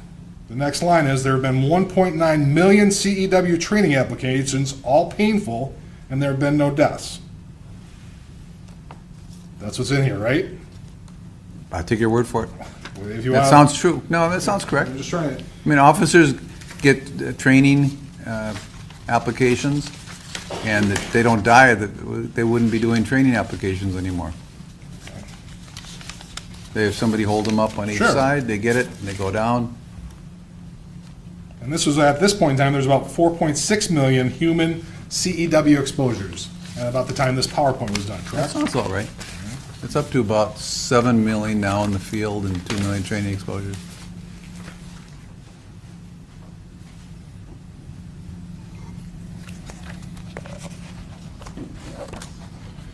It looks like I have another, And I should stress that those applications are all done by certified trainers, of course, so they know where to do the probes and have somebody, two spotters, in fact. this appears to be maybe another book chapter, if you will, from 2018. Guidelines for investigating officer-involved shootings, arrest-related deaths, and deaths in custody. Yes? You recognize that? It looks like you may have done a chapter Yes. with Michael Brave. Okay, do you recognize that?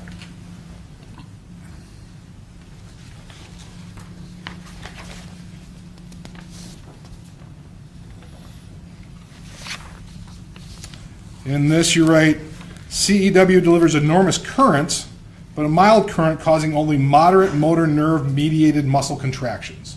Is that a fair statement? Yes. The strength of muscle contractions is less than half of what someone would voluntarily do during recreational weightlifting. That's correct. One of the myths, you talk about a myth in this, a delayed recovery. There's a delayed recovery after taser exposure.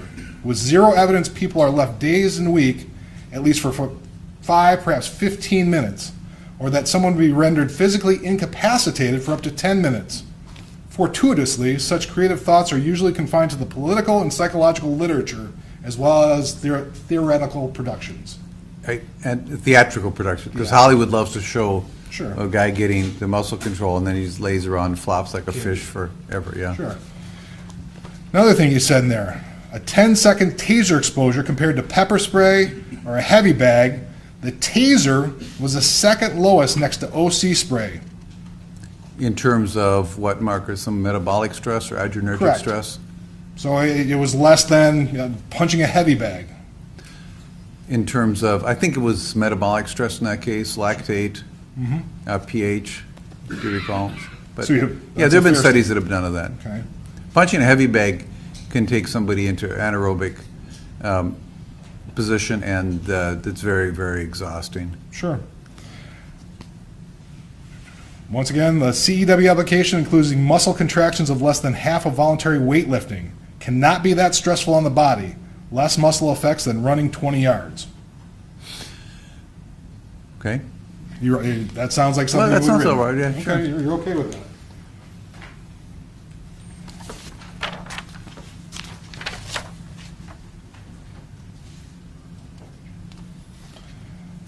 You have a February, I don't have the full one, but you did a specific study in 2019 on eye injuries from electrical weapon probes. I published 2 papers around Two? that, 2018 and 2019. I don't have the full ones, but kind of gleaning from that, in 2018, eye injuries from electrical weapons, 28 cases out of 3.44 million. Does that sound about right? Yes. It's a rare but real risk. That's a fair statement? Yes? A strike in the face is in 1% of taser deployments. Smaller than that actually hit the eye. Okay. Is I trust your reading. Okay. It's my paper. And what you brought up, you found one case of stun damage, a drive stun to the eye that's caused any sort of damage. That's the one you testified to. Is that one mentioned in my paper as well? I don't have the full paper. Okay. I got the Yeah. summary, but then you just testified to it. Sure, well, that's two different situations. This paper was focused on the ballistic damage from the probe going and rupturing the eyeball. So we were not looking for damage caused directly by electricity. That was reported separately. All right. But I'm just trying to get the total number. So you've got 28 cases out of 3.44 million of a probe going in the eye, right? Back then, yes. And then you have this one incident of the drive stun causing eye damage. One incident that comes to mind right now of something published in the medical and scientific literature. There's certainly more. Now you keep on writing. You've got you did civil rights and governmental tort liability, defending non-firearm arrest-related death litigation. Was this an article or was it a presentation? That was an informal article that was part of the presentation at a legal conference January of last year. Okay. And this one you wrote, CEW reduced subject injury by 65% and 78% reduction in injury requiring medical attention. Is that a fair statement? Well, I didn't do those studies. Those are studies sponsored by the National Institute of Justice. But this is, I got this from, I mean, it's... No, the numbers are correct. I'm just saying, that's what I got from your article, Yeah. though. No, those Yeah, no numbers are problem. correct. That's why these weapons are used by law enforcement all over the world. Part of this article, hands-on physical force tends to triple the injury rates compared to the CEW. Is that a fair statement? Yes, that's what the studies show. Whole bottle muscle stimulation, MIHA Body Tech. Is that a brand or something? That's a muscle stimulator used for toning your body. You wear this whole suit and you stimulate every muscle in your body. It's the MIHA Body Tech used MIHA. by, it's But that about $2,000 and that stimulates all those muscles. Well, that's why I don't have one. But that delivers more than 4 times the current per electrode than a CEW. That's what you wrote. Does that Yeah, they're sound about stimulating right? all the muscles hard for an exhausting free workout. And this is 2024, and it says at this point in time in 2024, there are 30 deaths by fatal falls and head and neck injuries in flammable fumes. That's the primary way people are killed, right? Falls and fumes. From electrical weapon, yes. Okay. Falls and fires, we like to say. And I guess, going into that, now none of that, because you just testified about this neck thing, went through a bunch of articles. You didn't say anything about the neck, any neck injuries, anybody dying from getting tased in the neck or a drive stun in the neck. It's correct, because that's no longer used. Okay, it's no longer used, but it's still a risk, right? I mean, you would have paid attention if somebody would have died from that. No, the thing, what we have to be careful to not confuse studies of, is this weapon safe to use to control a violent subject versus what are the risks of it being used on a police officer who has a firearm that can be used against them? It's really apples and oranges. Well, but it's still something to consider that you don't have any statistics, you don't have a single case you can show where somebody has died of getting drive stun in the neck. That's correct. That hasn't been allowed for almost 20 years. I know it hasn't been allowed, but the taser's been out there. Now it's up to been used 7.5 million times, I think you said, right? It's over 7 million worldwide. So I would assume, yeah, I mean, you're the expert in this. You would be aware if that had happened. Yeah, I think that would be an interesting. I would want to write that article, but the point is not that there was deaths from that, but it's a very real risk of incapacitation. So an officer would lose control of his firearm. That's the risk there. These studies are focused on what happens to subjects, resistant subjects, not what happens to the police officer. Well, so your position then is the real danger is an officer getting incapacitated and then somebody taking the weapon from him. That's a primary danger, besides getting a probe in the eye. Besides getting the probe in the eye. Okay.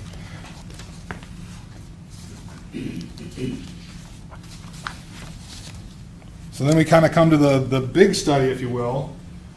Mr. Dodge mentioned it early. You have a study, 2021, police shootings after electrical weapon seizure, homicide or suicide by cop. That was your title. Yes. And in that study, not a single officer was killed. That's correct. Okay? I think you said there were 53 individuals who disarmed an officer of their taser. It's not clear if they were completely disarmed him, but they were trying, either succeeded or were attempting to gain control of the electrical weapon, and the officer then shot them. So I'll stand corrected again. Authors report 131 incidents of subject attempting to or gaining control of an officer's electrical weapon from 2004 to 2020. 53 results in a shooting. That's correct. And all 53 that resulted in a shooting results in the person trying to disarm the officer, not the officer being killed. And that's why it's taught that way. Sure. Because if the officer did not shoot that individual, they could have died. So that's what that study really shows, is that the training of you can transition to your firearm if this violent suspect takes control of the electric weapon, it works. So it's saving officer lives. So even out of those 53 that were shot, only 14 were actually shocked, right? That actually got a stun, right? That where the officer received a shock or Correct. just threatened, yes. Okay. 18, nothing happened. They were disarmed with a taser and nothing happened. The wasn't pointed, didn't get tased, right? I'm going to take your word for it, yes. You want to take a look at the, you can get the article, but that's... I mean, I wrote it, I'm responsible for it. Okay. But I'm not sure what the question is. Well, so in more cases than not, when an officer's taser was taken from him, nothing happened. Well, they got shot. Well, after, but they didn't. The officer didn't get tased, right? And that's why they go. That's why they have the training. If someone takes your electrical weapon, you've got to avoid the risk. You transition to firearm. What training are you talking about? Well, I'm not going to go into specific. I don't know what the specific training is in Grand Rapids, but in general, that is the understanding across the country that that is an acceptable transition. So you're in generally accepted police practices that somebody can take when somebody takes a taser, they can get shot, no matter the circumstances? I don't hold myself out as an expert on police practices, certainly. But in our research for this paper, we surveyed all of the master instructors across the United States, and that is the impression I got. I don't recall putting statistics to it, and it's clearly demonstrated by what ended up happening here. Police officer used the firearm for defense and ended the situation, so they never did get shot. But you don't go into the facts and circumstances of each case. We did, actually. We went into some detail of those 53 shootings. So in the 53 shootings, what were the circumstances? Like, there's more that goes into just taking an officer's taser, right? Well, it's been 5 years since I wrote the paper, and it was 53 cases. I can't remember the details of every one as I sit here today. But all you can remember is the impression that that was the policy, if you will, is just somebody takes your taser, they can be shot. It's my impression that that is standard practice, that's accepted practice. Okay. That's my opinion. That's your opinion. From studying this issue. But you don't hold yourself out as a police expert, though, correct? I didn't, and we did not survey what their practices were in their agency. We just know how it ended up. So we'll leave it at that. Thank you. Nothing further.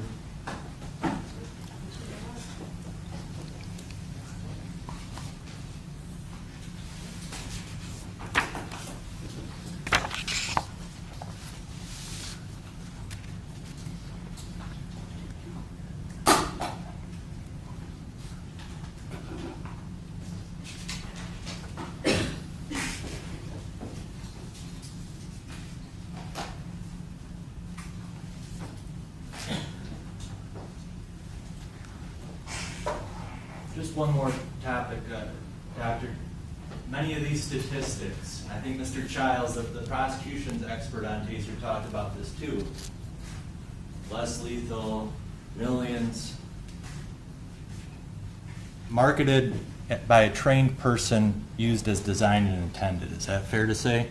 Yes. That's the majority of those statistics. That's correct. Essentially all of them. There are civilian weaker weapons sold that are similar, but there's no statistics gathered on those. And to the police officer, they're warned this device is serious, may cause incapacitation or death.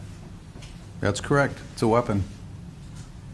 And that's why, based on your study, that this, whether training or just generally accepted, there's dangers to an officer if they have their taser taken from them. That's correct. Okay, thank you.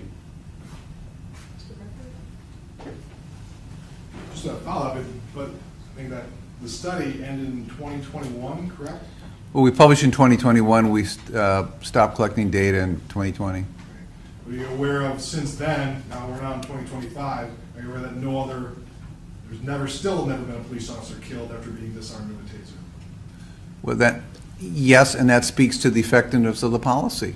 You keep talking about a policy, you don't know anything about a police policy. Your impression of a police policy is not a policy, right? Okay, I guess what I can say, that's a fair point. Okay, Well, so we that's could your impression. but You gotta stop. You don't know anything about police policies or practices. So all you know is no officer has ever been killed in the history of the taser after being disarmed with a taser, correct?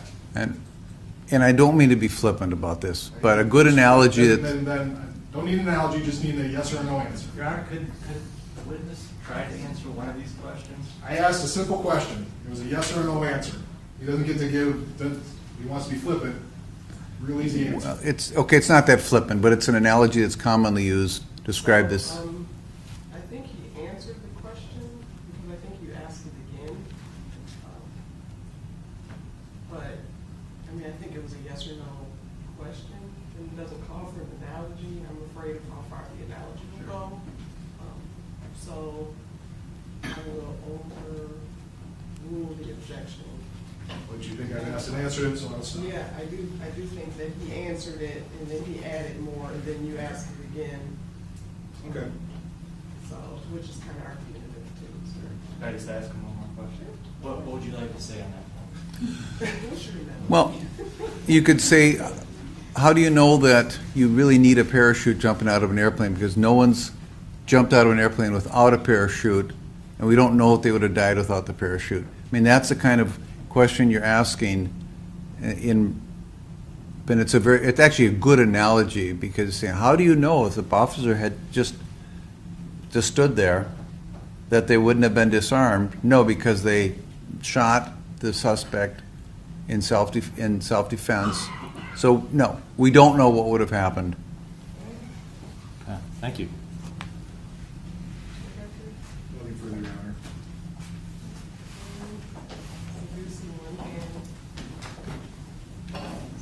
Clerk will come and grab that question.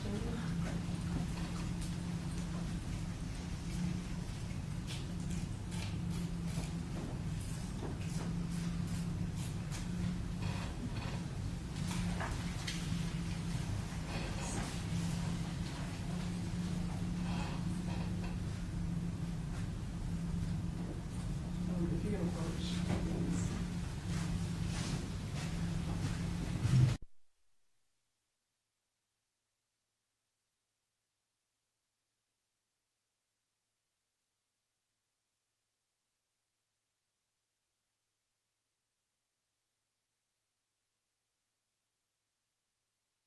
From an officer were shot and survived. 5. Any follow-up from that? No, thank you. Mr. Becker? No, Your Honor. Don't see any other hands raised. May this witness be excused? Yes. Any objection? No objection. Thank you very much, sir. You are excused. Thank you, Your Honor.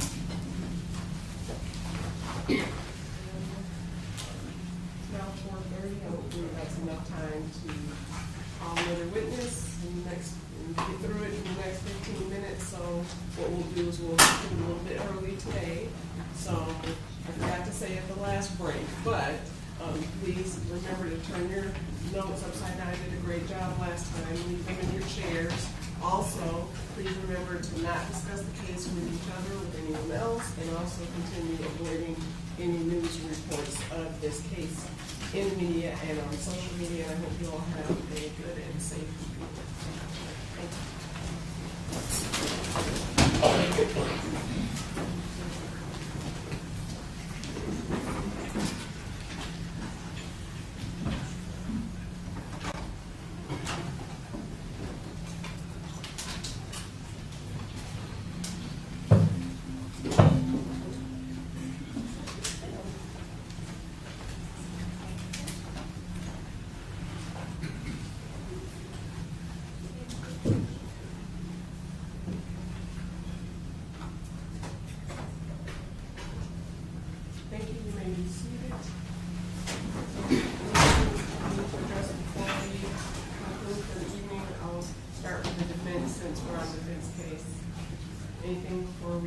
recess for the evening. Or